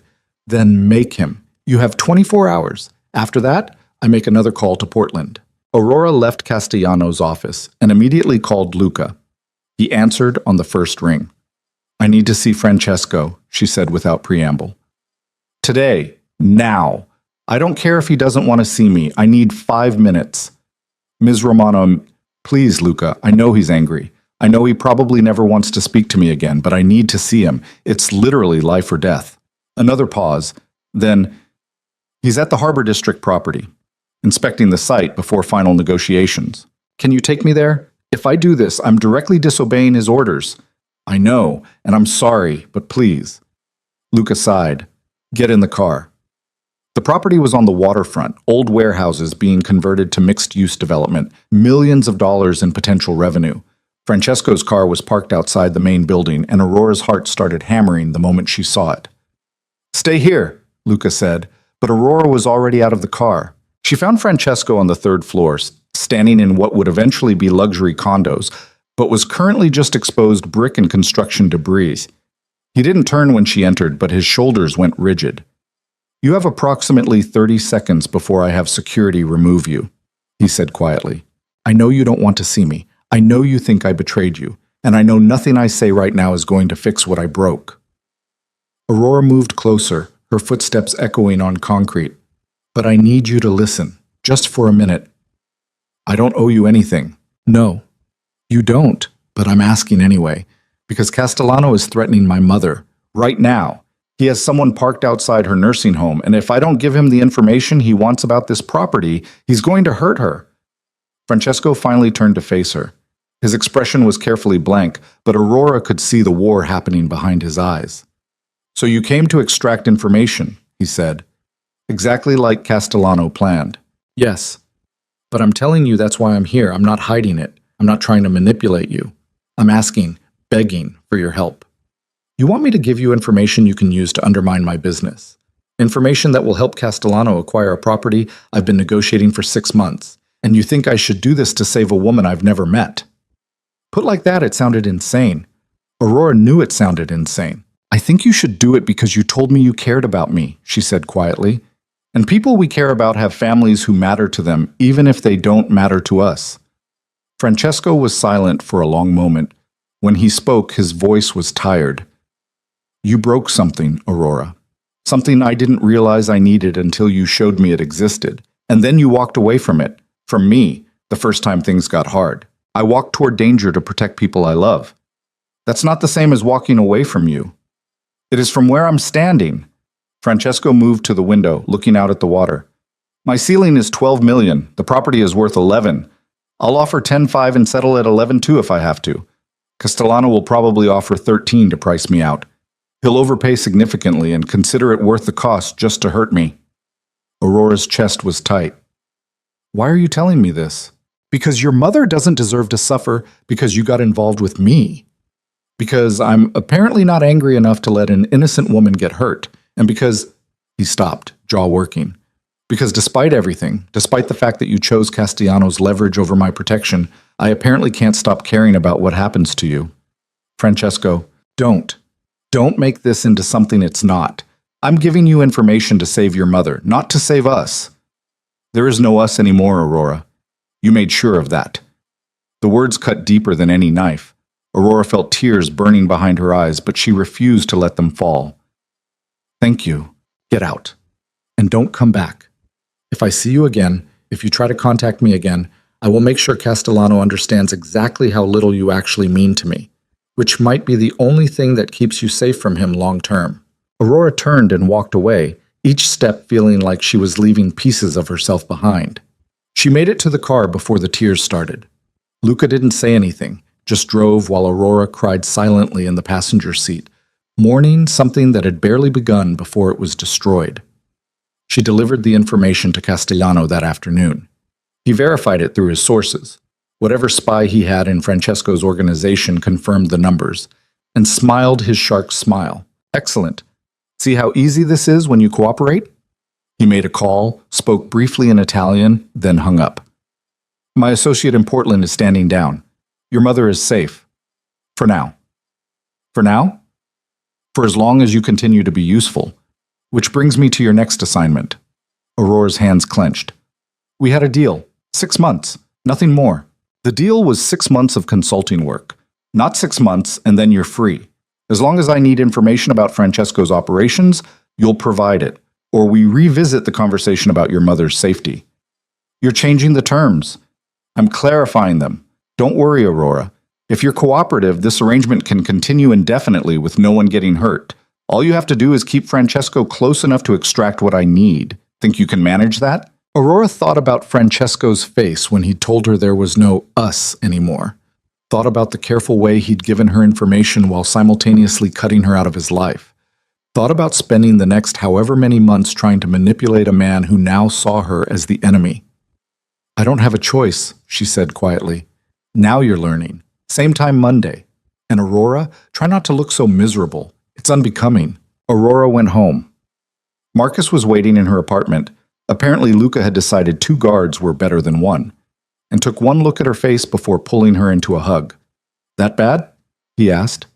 Worse. Castellano's changed the deal. It's not 6 months anymore. It's forever. Or until he decides I'm not useful anymore, which Aurora pulled back, wiping at her eyes. Which probably ends with me knowing too much to be allowed to walk away. Then we end this. Now. We go to Francesco, we tell him everything. I can't. He made it very clear today that he's done with me. And even if he wasn't, what am I supposed to say? Please protect my mother from the man I'm working for because I chose his leverage over your help?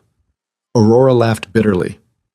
Francesco gave me information today to save my mother, but he did it while making absolutely sure I understood that it didn't mean he forgave me. Didn't mean there was any path back to what we had. So we find another way. There is no other way, Marcus. This is my life now. I work for Castellano until he decides I'm done. and I live with the fact that I destroyed the best thing that ever happened to me to get here.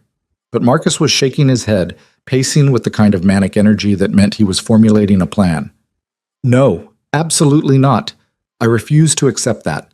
There has to be something we can do. Some way to Aurora's phone rang. Unknown number again. She answered, and Castellano's voice filled her ear. Change of plans. Francesco just made an unexpected move on the harbor property. He's offering 13.5. Well above his stated ceiling, which means he's willing to take a significant loss just to keep me from acquiring it. Castellano's voice was cold. Which means you gave me bad information. Which means we need to have another conversation about motivation. I gave you exactly what he told me. If he changed his strategy, then you didn't extract the real plan. You got what he wanted you to get, which makes you either incompetent or still loyal to him. A pause. I'm leaning toward the latter, which means your mother isn't sufficient leverage. So let's try something else. What do you want? Marcus Chen, your business partner. Tell me, Aurora, what do you think would happen to him if he had an unfortunate encounter in a dark parking garage? Aurora's blood froze. She looked at Marcus, who was watching her with growing alarm. Leave him out of this. Then prove your loyalty. I want Francesco's actual ceiling on the harbor property, his real numbers, not the ones he fed you to test whether you'd report back to me. You have 6 hours. After that, Marcus becomes a cautionary tale about the cost of protecting Francesco Vitelli. The line went dead. Aurora stared at her phone, feeling the walls close in. Because Castellano was right. Francesco had played her, had given her information knowing she'd deliver it, knowing it would make Castellano overconfident. And now Castellano knew he'd been played, which meant the target had shifted from Aurora's mother to Marcus. What did he say? Marcus demanded.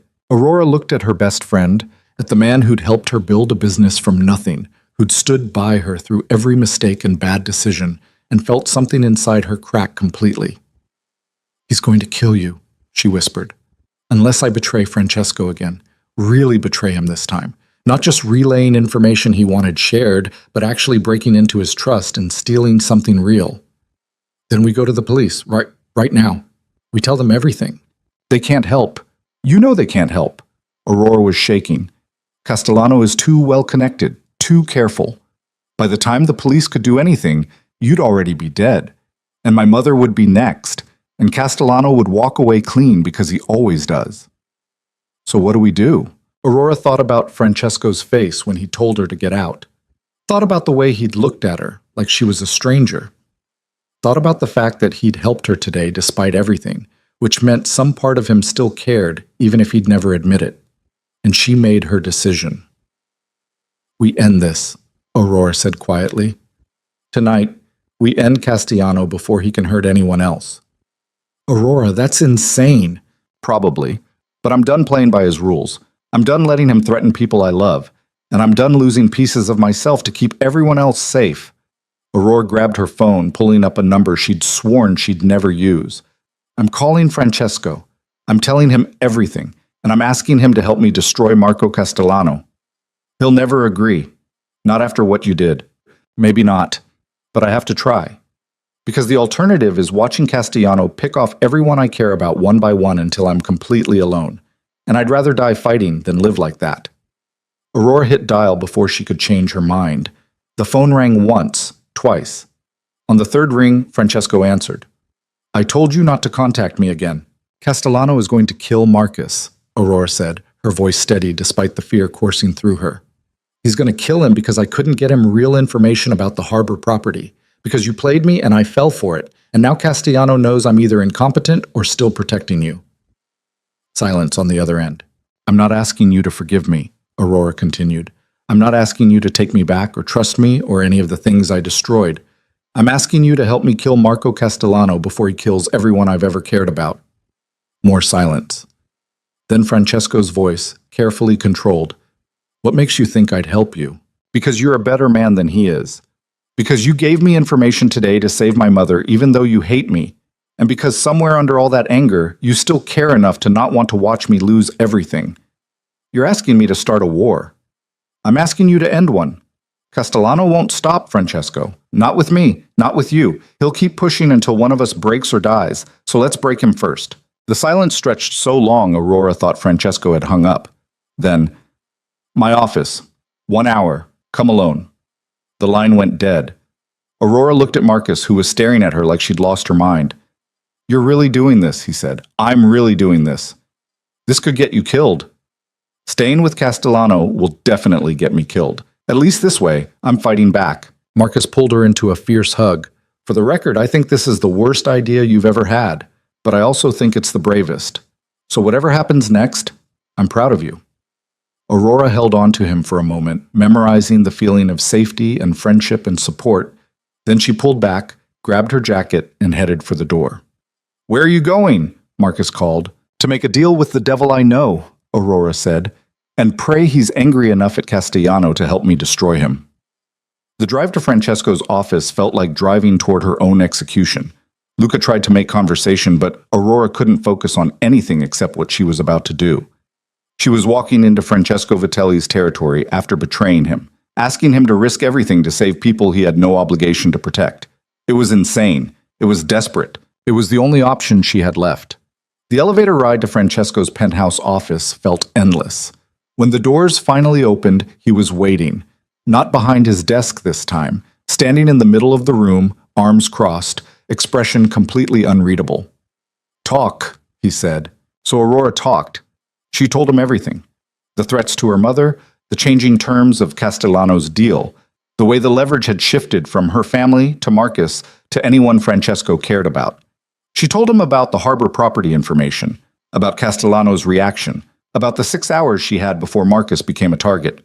Francesco listened without interrupting, his expression never changing. When she finished, he was quiet for a long moment. "You want me to help you kill Marco Castellano," he said finally. "I want you to help me end this, however that needs to happen." "Do you have any idea what you're asking?" "Castellano has been operating in this city for 20 years. He has connections, leverage, protection at every level. Taking him down doesn't happen quietly. It doesn't happen cleanly. And it definitely doesn't happen without significant risk to everyone involved." "I know. Do you?" Francesco moved closer, and Aurora forced herself to hold his gaze. "Because the moment we move against him, the moment we declare this kind of war, there's no going back. People will get hurt. Some of them might be people you care about. And when it's over, if we even survive, you'll have blood on your hands that no amount of justification will wash clean." "I'm already covered in blood, Francesco. Castellano made sure of that the moment he threatened my mother. At least this way, I'm fighting back instead of just bleeding out slowly." Something flickered in Francesco's expression. Respect maybe, or recognition of someone who'd finally understood the rules of his world. "If we do this," he said quietly, "we do it my way. Complete trust, complete honesty. No more secrets. No more choosing other people's safety over the plan. You're either all in or you walk away right now." "I'm all in. Even if that means watching me do things that terrify you, even if it means becoming someone you don't recognize."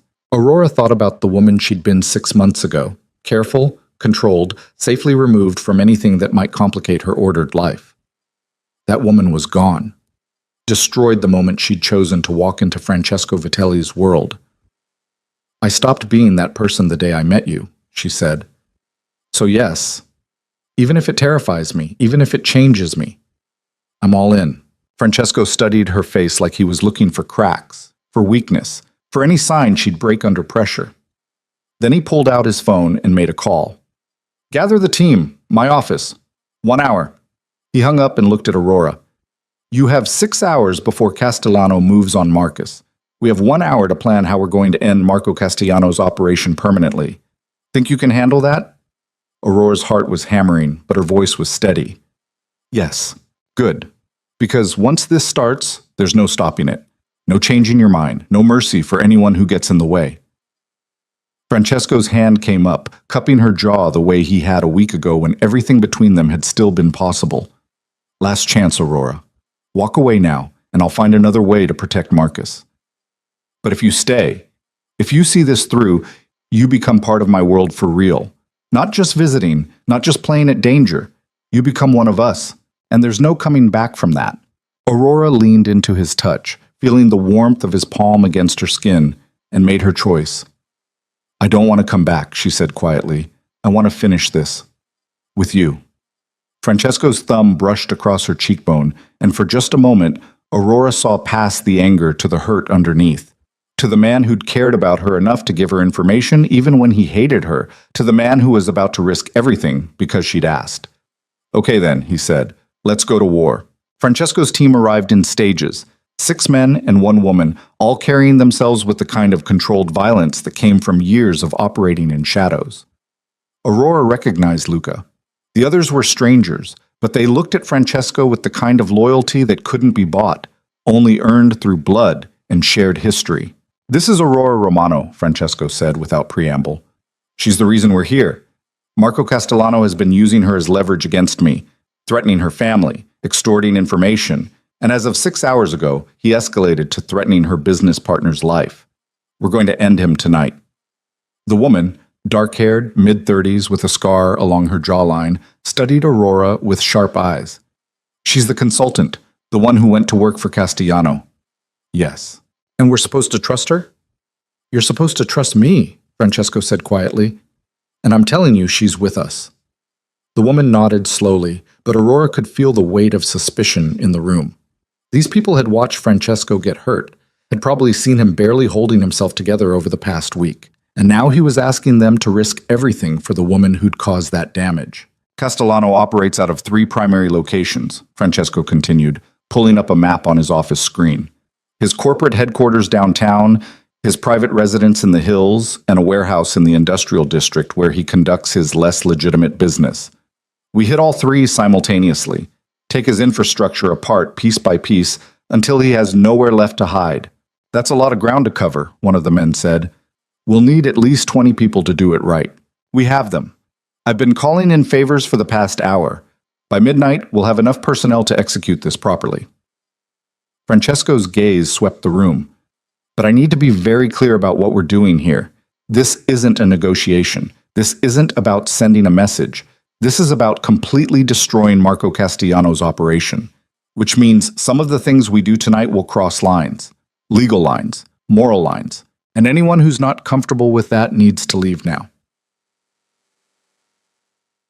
No one moved. "Good. Sophia, you take the warehouse with Team 1. Luca, the residence with Team 2. I'll handle headquarters personally." Francesco looked at Aurora. "You're staying here." "Like hell I am." "Aurora, you said I was all in. You said complete trust, complete honesty. That means I don't sit on the sidelines while you risk your life because of decisions I made." Aurora crossed her arms, holding his gaze. "I'm coming with you." The room went silent. Everyone was watching Francesco, waiting to see how he'd react to being challenged. Aurora held her breath, half expecting him to pull rank, to use that controlled authority he wielded so effectively. Instead, he studied her face for a long moment, then nodded slowly. "Fine, but you follow orders. No improvising, no heroics, and if I tell you to run, you run. Understood?" "Understood." Francesco turned back to his team. "We move at midnight. That gives us 4 hours to prepare. Sophia, coordinate with the warehouse team. Luca, make sure the residence assault has proper exits mapped. Everyone else, weapons check and final briefing at 11:30. Go." The team dispersed, leaving Aurora alone with Francesco in his office. The silence between them was heavy with everything unsaid, apologies and accusations, and the complicated truth that they were about to go to war together despite the wreckage of what they'd once been. "You don't have to do this," Francesco said quietly. "I meant what I said. I can protect Marcus without you being involved in the actual operation." "I know, but I need to be there. I need to see this through." Aurora moved closer, close enough to see the exhaustion in Francesco's eyes. "And I need you to know that I'm sorry for all of it, for choosing Castellano's threats over your protection, for hurting you, for breaking something that mattered more than I realized until it was gone." Francesco's jaw tightened. "This isn't the time." "When is the time? After we destroy Castellano? After someone gets killed? After we both walk away from this and never speak again?" Aurora's voice cracked. "I know you don't forgive me. I know there's no going back to what we had. But I need you to understand why I made the choices I made. Not because it excuses anything, just because you deserve the truth. I already know the truth, Aurora. You were scared. You made a decision based on fear, And in doing so, you prove that when things get hard, you don't trust me to handle them. That's not fair. No? Then tell me what I should have done differently. Tell me how I could have convinced you to let me protect your mother instead of trading yourself to Castellano. Aurora wanted to argue, wanted to point out that Francesco's world was foreign to her, that she'd made the best choice she could with the information she had. But he was right. She hadn't trusted him, hadn't believed he could protect people he didn't know from a threat he'd warned her was coming. You're right, she said quietly. I should have trusted you, should have let you handle it your way instead of panicking and making a deal with someone I knew would destroy us both. Aurora took a shaking breath. But I can't undo it. All I can do is try to help fix it now. Francesco was silent for a long moment, and Aurora could see the war happening behind his carefully controlled expression. The part of him that wanted to stay angry, battling with the part that still cared despite everything. After tonight, he said finally, after Castellano is dealt with, we're done. Professionally, personally. All of it. You walk away, I walk away, and we both pretend the past 6 months never happened. The words hit like physical blows, but Aurora forced herself to nod. Okay? I mean it, Aurora. No more texts, no more calls, no more showing up at my office asking for second chances. This ends tonight. I understand. Francesco turned away, his shoulders rigid. Get some rest. You're going to need it. Aurora left his office and found an empty conference room down the hall. She tried to sleep, tried to prepare herself mentally for whatever came next. But every time she closed her eyes, she saw Francesco's face when he told her they were done. Saw the careful way he'd locked down his emotions, building walls she'd never be able to scale again. At 11:30, Francesco's team reassembled. Aurora had been given body armor, lightweight but effective, and a communication device that fit in her ear. She looked around at the faces of people preparing for violence, people who did this regularly enough to have systems and protocols, and felt completely out of her depth. Francesco appeared at her side, adjusting the straps on her vest with practiced efficiency. His hands were impersonal, professional, nothing like the way he'd touched her a week ago when everything had still been possible. Stay behind me at all times, he said quietly. Don't engage unless absolutely necessary. And if shooting starts, you get to cover and you stay there until I give the all clear. What if something happens to you? Then Luca will extract you. He has standing orders to get you out safely, no matter what. Aurora wanted to argue, wanted to say she wouldn't leave him behind, but Francesco was already moving away, addressing the full team with the kind of commanding presence that made grown men stand straighter. Final brief, he said.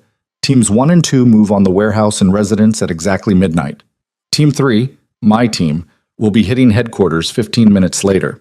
The delay gives Castellano time to hear about the first 2 attacks, which means he'll either run or fortify. Either way, we'll know where he is. What about casualties? Someone asked. We're not here to kill people. We're here to dismantle an organization.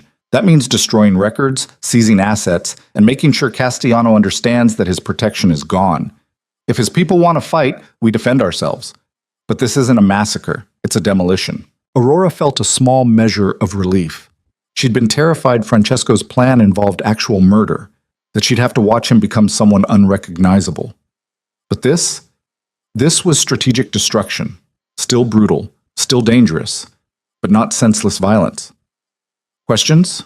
Francesco asked. No one spoke. Good. Sync watches. We move in 10. The next 10 minutes felt like hours. Aurora checked and rechecked her vest, her communication device, her understanding of the plan. Francesco moved through the team with quiet efficiency, making small adjustments, offering low words Aurora couldn't hear. And then it was time. The drive to Castellano's headquarters was silent. Aurora sat in the back of an armored SUV with Francesco and 3 others, watching the city pass by through tinted windows. At 11:58, Francesco's earpiece crackled. Team 1 in position. Team 2 in position. Francesco checked his watch. Execute. Even from across the city, Aurora could hear the distant sounds of chaos as teams 1 and 2 hit their targets simultaneously. Alarms, shouting, the unmistakable crack of gunfire. Francesco's expression never changed, but Aurora saw his hand tighten fractionally on his weapon. Warehouse secure, came Sophia's voice. Minimal resistance. We have the records. Residence clear, Luca reported. Castellano wasn't here. Repeat, primary target not at residence. Francesco smiled, cold and satisfied. Because he's exactly where we thought he'd be. Team 3, move in. The SUV pulled up to Castellano Investment Group's building. From the outside, it looked quiet, normal. But Aurora could see security scrambling inside, could see lights flickering on as Castellano's people realized they were under coordinated attack. Francesco's team moved like a machine. 2 men disabled the security system. Another 3 cleared the lobby with brutal efficiency. And then they were in the elevator, ascending to the top floor where Castellano's office waited. Aurora's heart was hammering so hard she could barely breathe. The elevator dinged, doors opened, and Francesco stepped out with his weapon raised. Aurora pressed close behind him. Castellano's office was empty, papers scattered everywhere like someone had left in a hurry, but the man himself was nowhere to be seen. He ran, one of Francesco's men said, probably out the service exit. Francesco spoke into his communication device. All teams, Castellano is mobile. Lock down a 5-block radius. I want eyes on every exit.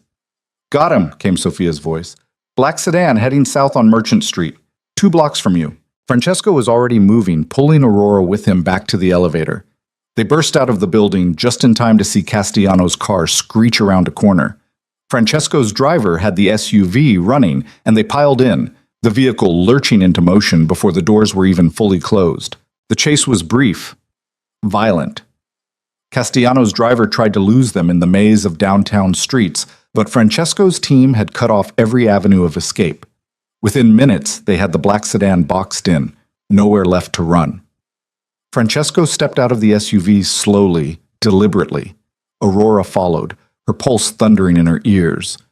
Castellano emerged from his car with his hands raised, his usual composure fractured by genuine fear. Francesco, he said, trying for his characteristic smile, this seems excessive. Surely we can discuss this like civilized people. You threatened Aurora's mother, Francesco said quietly, each word precise and cold. You threatened her business partner. You tried to use her as leverage against me, and you actually believed I'd let that stand. She came to me voluntarily because you gave her no choice, because you're a coward who hides behind threats to innocent people instead of fighting your own battles. Castellano's eyes flicked to Aurora. This is all for her? You're destroying everything we've built in this city, decades of carefully maintained balance, because of one woman? No, Francesco said. I'm destroying you because you forgot the rules. You forgot that some lines don't get crossed, and you convinced yourself that my patience was weakness. He raised his weapon, and Aurora's stomach clenched. Any last words? Wait, Aurora said, stepping forward. Don't. Francesco didn't lower his weapon. Aurora, please, just listen. She looked at Castellano, at the man who'd terrorized her for weeks, who'd held her family hostage, who'd tried to destroy everything she cared about. You're right that killing him would be excessive, but there are other ways to end this. Such as? Aurora turned to Castellano. Give us everything. Every record, every piece of leverage you have on everyone in this city. Every secret operation, every compromised official, every dirty deal you've ever brokered, you give it all to Francesco and you leave.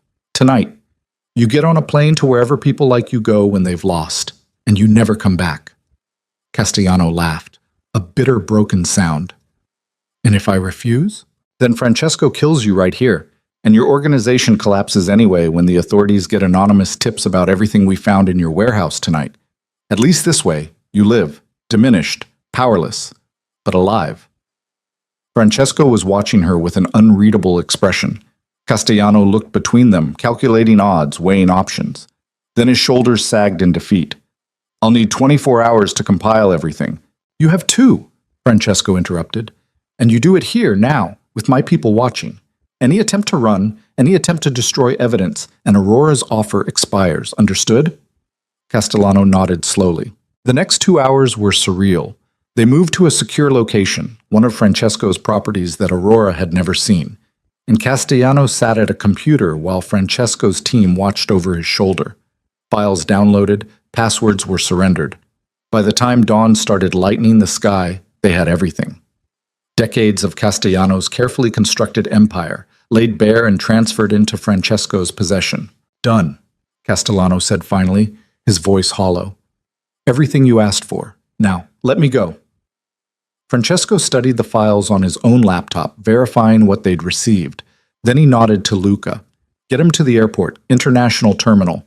I don't care where he goes as long as it's not here. Luca escorted Castellano out.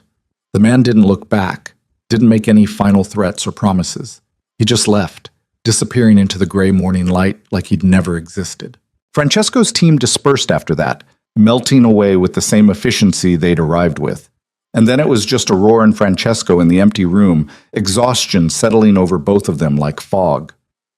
You stopped me from killing him, Francesco said quietly. Yes. Why? Aurora thought about the answer, about what it would have meant to watch Francesco pull that trigger, to see him cross that line, about the weight he would have carried afterward. Because you're not a killer, she said finally. You're someone who operates in gray areas, who does difficult things to maintain balance. But actually taking a life, executing someone in cold blood, that would have changed you. And I didn't want to be responsible for that change. Francesco was silent for a long moment. Then he set down his laptop and looked at her directly for the first time since they'd left his office hours ago. You saved his life to protect mine, he said. To protect who I am. Yes.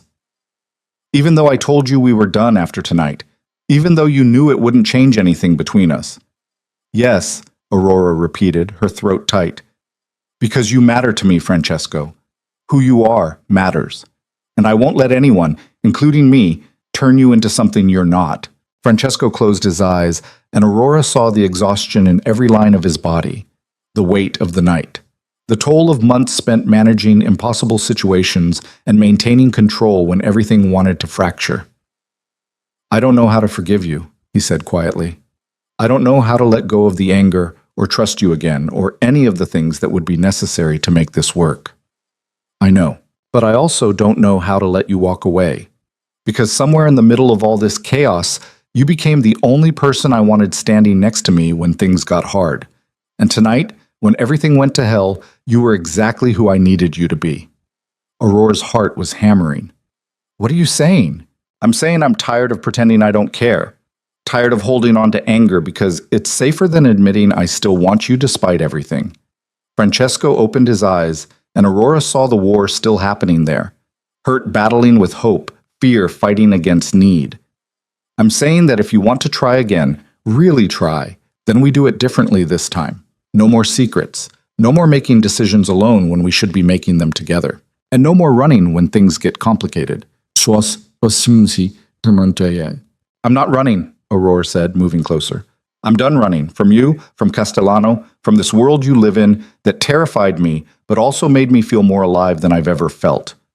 I want in, Francesco, all the way in, not as your consultant or your liability or your problem to solve, as your partner in everything. Francesco's hand came up, cupping her face with a gentleness that contrasted sharply with the violence of the past few hours. Partners means equals. It means you get a say in dangerous decisions, and I don't get to lock you in a tower every time someone threatens you. I can live with that. It also means you accept that my world is never going to be completely safe, that there will always be people like Castellano who see you as leverage, that being with me puts a target on your back that never completely goes away. I know. And you still want this? Aurora thought about the woman she'd been 6 months ago. Thought about the careful, controlled life she'd built where everything was predictable and safe and ultimately hollow. Thought about the woman she'd become in Francesco's orbit, scared and exhilarated and pushed to her absolute limits. I want you, she said simply. However that comes, whatever that costs. I want you. Francesco kissed her then, slow and deep and full of everything they'd been denying for days. Aurora melted into him, feeling the tension drain from both their bodies, as something that had been broken slowly started to knit itself back together. When they finally broke apart, Francesco rested his forehead against hers. This isn't going to be easy, he said. Nothing worth having ever is. I'm still angry about some of it. I know, I'm angry at myself too. And we have a lot to work through before I fully trust you again. Then we work through it, together, for however long it takes. Francesco pulled back enough to meet her eyes. Okay then, together. But Aurora? Yes? Next time someone threatens your family, you come to me first. Not after you've already made a deal with them. Not when there's no other option. First. Understood? Understood. Good. Now let's get you home. You look like you're about to collapse." Aurora let Francesco drive her back to her apartment as the city woke around them. Luca had already cleared out, called off the security detail now that Castellano was no longer a threat. It was just her and Francesco, exhaustion and relief mixing together in the quiet car. At her building, Francesco walked her to her door. Aurora unlocked it, then turned back to him. "Stay," she said. "Please, just for a few hours. I don't want to be alone right now." Francesco studied her face, then nodded. "Okay." They collapsed on Aurora's couch, still wearing body armor and exhaustion. Francesco pulled her against his chest, and Aurora listened to his heartbeat, steady and strong and real. This was what she'd been missing, this simple closeness, this certainty that she wasn't facing the world alone. "I should call Marcus," Aurora murmured. "Let him know he's safe." "I already did, while you were in the conference room trying to sleep." "Thank you. Don't thank me yet. He made me promise to bring you to dinner once this was over so he could verify you're actually okay." Aurora smiled against Francesco's shoulder. "He worries. He cares about you. That makes him smart." They drifted off like that, tangled together on Aurora's worn couch as the morning sun painted gold across her apartment. When Aurora woke hours later, Francesco was still there, still holding her like he was afraid she'd disappear if he let go. "Hi," she said softly. "Hi." Francesco's hand traced patterns on her back. "How are you feeling?" "Like I just lived through the most intense night of my life." "That's fair." Aurora sat up, wincing as muscles she'd forgotten she had protested. "What happens now?" "With Castellano's files, his operations, all of it. Now I spend the next few months carefully distributing information to the right people. Some of it goes to law enforcement, the crimes that are too egregious to ignore. Some of it goes to Castellano's former associates, letting them know his protection is gone and they're on their own. And some of it I keep, because information is currency in my world, and he just handed me a fortune." "That's going to make you very powerful." "More powerful," Francesco corrected, "which comes with its own complications. More people looking to me for favors, more obligations, more weight." He looked at her seriously. "Are you sure you want to be part of that? Because it's not too late to choose a different path. I'd understand if you wanted to walk away from all of this and go back to your normal life." Aurora thought about it. Really thought about it. About returning to Chen Romano Consulting. About coffee with Marcus and client meetings and the safe, predictable routine she'd built. About never again feeling the terror and exhilaration of standing next to Francesco as the world burned around them. "I don't think I have a normal life to go back to," she said honestly. "I think the moment I walked into your office 6 months ago, that version of me started dying. And after tonight, after everything we've been through, she's gone completely. So the question isn't whether I want your world. It's whether you want me in it, knowing I'm still learning the rules, and I'm probably going to make more mistakes." Francesco pulled her close, pressing a kiss to her temple. "I want you exactly as you are. Mistakes and all." The weeks that followed were strange. Aurora returned to work at Chen Romano Consulting, but she and Francesco restructured their professional relationship completely. She became his true partner, not just in business, but in the careful management of his various operations. He taught her how to read between the lines of contracts, how to identify which associates were trustworthy and which were looking for weakness. She learned the language of his world slowly, with Francesco as her patient translator. Marcus noticed the change immediately. The next time Aurora came to the office, he took one look at her face and smiled. "You got him back," he said. "More like we got each other back. Different, but back. I'm happy for you, terrified for your safety, but happy." That seems to be the general consensus. They lost some clients who were uncomfortable with Aurora's relationship with Francesco, gained others who saw her connection to him as valuable access. Chen Romano Consulting shifted, evolved, became something new that reflected Aurora's dual life. Francesco kept his promise about honesty. He told her things he'd never told anyone, about his father's death, about the weight of inheriting an empire built on moral ambiguity, about the loneliness of being the person everyone relied on, but no one truly knew. And Aurora told him about her own fears, her own doubts, the ways she struggled to reconcile who she'd been with, who she was becoming. 3 months after the night they destroyed Castellano, Francesco appeared at Aurora's apartment with a key. "What's this?" she asked. "To the penthouse. I want you to move in. Aurora stared at the key, at the symbol of permanence it represented. That's a big step. I know. And if you're not ready, I understand. But I want you there, Kara. I want to wake up next to you every morning and fall asleep with you every night. I want all of it, not just the parts that fit into convenient schedules. Aurora thought about her apartment, the place she'd lived alone for 5 years, the safe haven she'd built when the world felt too overwhelming. Thought about leaving it behind for Francesco's penthouse, for a life lived in the heights above the city they'd both claimed. Okay, she said, taking the key. But I'm bringing my furniture. Your place is beautiful, but it's also incredibly impersonal. It needs actual personality. Francesco laughed, the real laugh that she'd learned to treasure because he saved it just for her. Deal. Bring whatever you want. Make it yours. Aurora moved in over the course of 2 weeks, bringing pieces of herself into Francesco's carefully curated space. Books and art and the worn couch they'd first collapsed on together. Francesco complained about the aesthetic clash, but she caught him smiling when he thought she wasn't looking, pleased to have evidence of her presence everywhere he turned. They built a life together in increments. Quiet mornings drinking coffee, while Francesco worked through correspondence. Late nights debriefing after difficult meetings. Dinners with Marcus, where Francesco and her business partner developed a grudging mutual respect. Aurora met more of Francesco's associates, learned to navigate the complex social dynamics of his world with growing confidence. It wasn't perfect.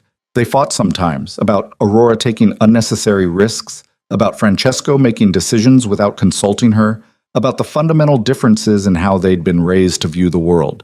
But they fought honestly, and they always came back to each other afterward, recognizing that the friction was part of what made them work. 6 months after moving in together, Aurora woke to find Francesco already awake, watching her with an expression she couldn't quite read. "What?" she asked, self-conscious. "Nothing, just thinking." About? About how my life was completely different a year ago. How I was different. Controlled and isolated and convinced that was the only way to be safe.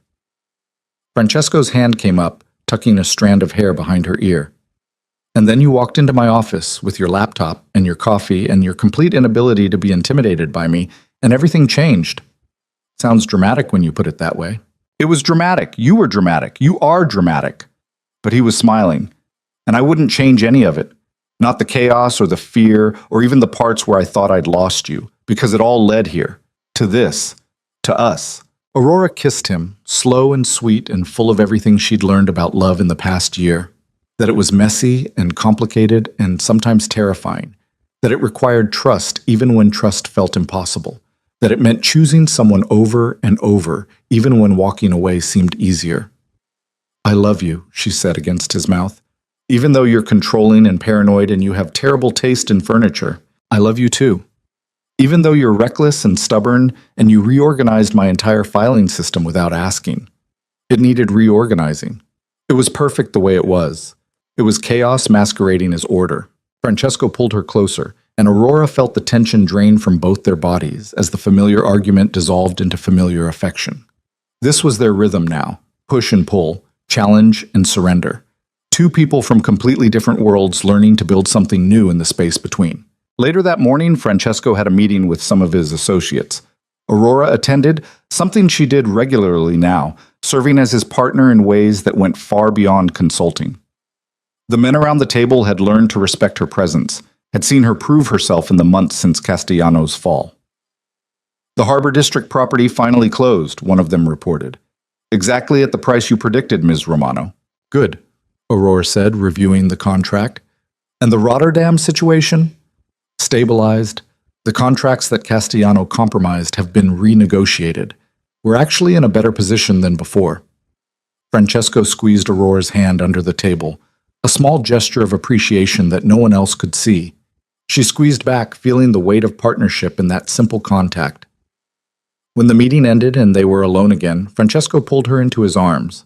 "You were incredible in there," he said. "I'm learning from the best." "No, you're becoming the best. There's a difference." Aurora rested her head against his chest, listening to his heartbeat. "Do you ever regret it? Letting me into your world? All the complications that came with it?" "Never. Not even when I betrayed you?" Francesco was quiet for a moment. That hurt. More than almost anything has hurt in my life. But it also taught me something important. What? That love isn't about never making mistakes. It's about choosing to stay even after mistakes are made. About fighting to rebuild instead of walking away when things get hard. His arms tightened around her. You made a terrible choice out of fear, but you also made an incredible choice when you came back, when you asked me to help you end Castellano. That took more courage than I think you realize. I was terrified you'd say no. I almost did. I was so angry that saying yes felt like admitting weakness. What changed your mind? Francesco pulled back enough to meet her eyes. You did. The fact that you came to me despite knowing I hated you, despite having no guarantee I'd help, you chose to trust me when trust was the hardest thing in the world. And I realized that if you could be that brave, then I could be brave enough to forgive. Tears burned behind Aurora's eyes. I don't deserve you. Good thing I'm not interested in what you deserve. I'm interested in what we build together. That night they had dinner with Aurora's mother. She'd been moved to a better facility, one that Francesco had quietly arranged and funded. Her dementia meant she didn't always recognize Aurora, but on her good days she'd smile and ask about that nice young man with the accent. He's still around, Mom, Aurora said, squeezing her mother's hand. Still putting up with me. That's good. You need someone who can handle you. You've always been too strong for your own good. Aurora glanced at Francesco, who was watching the interaction with gentle amusement. She's not wrong, he murmured. After the visit, driving home through the city they both loved and fought for, Aurora felt something settle in her chest. Peace, maybe, or acceptance. The understanding that her life would never be simple or safe or predictable, but it would be hers, fully, completely hers, in ways it had never been when she'd been trying to control every variable. What are you thinking? Francesco asked, noticing her expression. That I'm happy, despite everything. Despite the danger and the complications and the fact that I'm dating someone who literally took down a criminal empire because he was angry at how they treated me. I'm happy. Good. Because I plan on making you even happier. Oh? How? Francesco pulled into their building's garage, parked, but didn't get out of the car. Instead, he turned to face her fully, his expression serious. Marry me, he said. Aurora's heart stopped. What? Marry me, Aurora. Not because it's expected, or because it makes sense strategically, but because I want to spend the rest of my life arguing with you about furniture and watching you reorganize things that don't need reorganizing and waking up next to you every single morning. Marry me because I love you, and I choose you, and I want the world to know you're mine the same way I'm yours. Aurora stared at him, her mind spinning. This was insane. They'd been together less than a year. They'd spent a significant portion of that time either fighting or recovering from near disasters. By any rational measure, they should wait, should be sure, should have at least one calm year before making this kind of commitment. Yes, she heard herself say. Francesco blinked. Yes? Yes. I'll marry you. Because you're right. This isn't about what's rational or expected or strategically sound. It's about the fact that I can't imagine my life without you in it. Can't imagine facing anything, good or bad, without you beside me. So yes, absolutely yes. Francesco pulled a ring from his pocket. Simple, elegant, nothing like the ostentatious pieces Aurora had seen other women in his world wear. It was perfect. He slid it onto her finger, and Aurora felt the weight of it like a promise. When? She asked. Whenever you want. Big wedding, if that's what makes you happy. Small ceremony if you'd prefer. I don't care about the details as long as the ending is you becoming my wife. Aurora thought about it. About the spectacle of a large wedding. About navigating Francesco's world while planning something that would inevitably become a social event. About the simplicity of something small and private, just them and the people who mattered most. Small, she decided. Soon. I don't want to wait. Neither do I. They were married 6 weeks later in a small ceremony at the waterfront property Francesco had fought so hard to acquire. Marcus stood as Aurora's witness. Sophia, the scarred woman from Francesco's team, who'd become an unexpected friend, stood as his. There were fewer than 20 people present, but they were the people who mattered. The people who'd stood by them through chaos and conflict and the complicated process of building something real. Aurora wore a simple white dress. Francesco wore his usual dark suit, and when they exchanged vows, promises about trust and partnership and choosing each other even when it was hard, Aurora felt the last pieces of her old life finally fall away. She was Aurora Vitelli now, partner to a man who operated in shadows but loved with startling intensity. Part of a world she'd once feared but now navigated with growing confidence.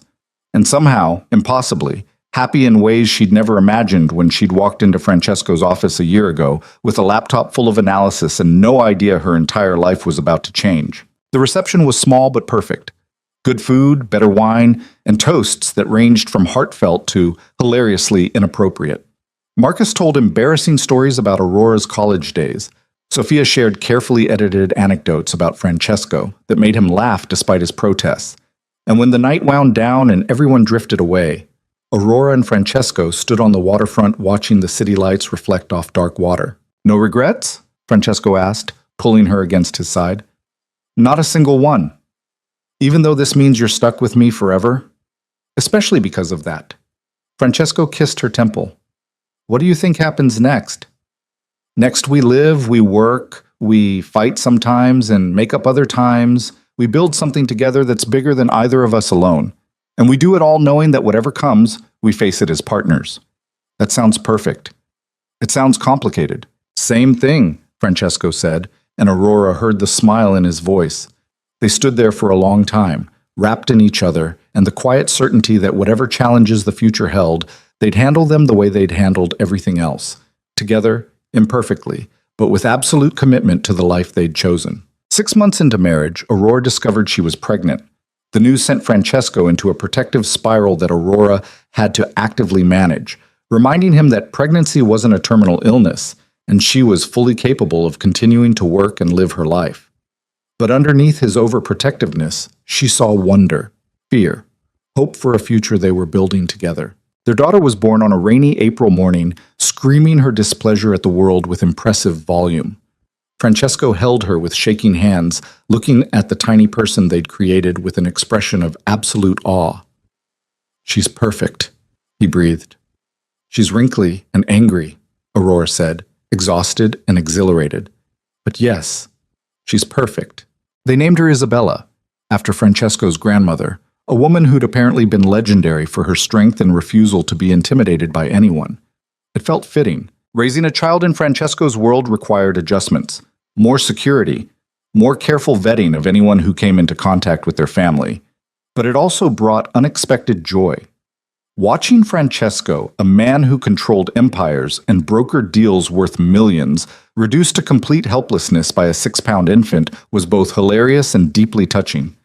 "I don't know what to do when she cries," he admitted one night, holding Isabella while she wailed inconsolably. "Join the club. Nobody knows what to do when babies cry. You just keep trying things until something works." "That's terrible advice." "It's honest advice."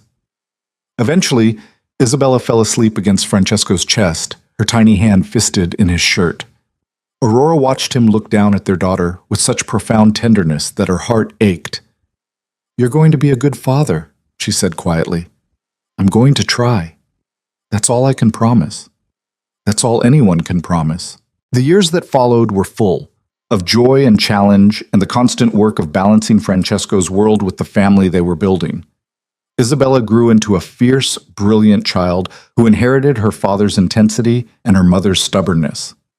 Chen Romano Consulting continued to thrive, with Aurora managing it alongside her partnership with Francesco. Marcus eventually met someone, a lawyer who thought his stories about Aurora's dramatic life were exaggerated until she met Francesco and realized they weren't. On their 5th anniversary, Francesco and Aurora returned to the waterfront property where they'd been married. Isabella was with Marcus and his partner for the weekend, giving them rare time alone. 5 years, Aurora said, looking out at the water. "Sometimes it feels like 5 minutes. Sometimes it feels like 5 lifetimes. Both can be true." Francesco wrapped his arms around her from behind. "Do you ever think about what would have happened if Paolo had never sent that text? If I'd never snapped and finally told you how I felt?" "Sometimes. But I don't think we would have stayed apart forever. I think we were always going to collide eventually. It was just a matter of when." "Inevitable, you think?" "Completely inevitable." Francesco turned her to face him. "I'm glad it happened when it did. Glad I didn't waste more time pretending I didn't want you. Even though it almost destroyed us? Even though. Because the alternative was never having this. Never having you. Never having Isabella. And I can't imagine that life anymore. Can't imagine being the person I was before you forced your way into my world and refused to leave. Aurora smiled. I didn't force my way in.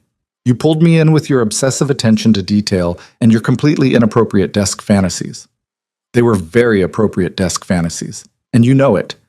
They laughed together, the sound carrying across the water, and standing there in the place where they'd promised forever to each other, Aurora understood something fundamental about love and choice and the strange paths that led people to exactly where they needed to be. She'd walked into Francesco Vitelli's office 18 months ago thinking she was just taking on another client.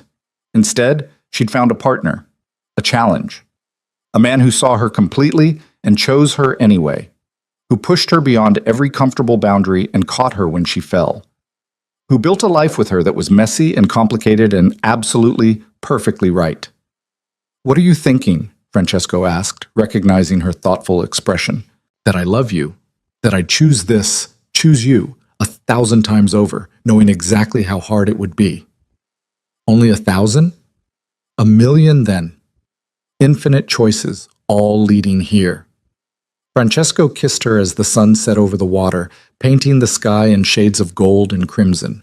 And Aurora kissed him back, tasting promise and certainty and the absolute truth that whatever came next, whatever challenges or joys or complications the future held, they would face it together. Always together. Because that's what partnership meant, what love meant, what choosing someone every single day, even when it was hard, ultimately created. A life worth living, a story worth telling, a future built on trust and passion and the unshakable foundation of two people who'd found each other in the chaos and decided to stay forever.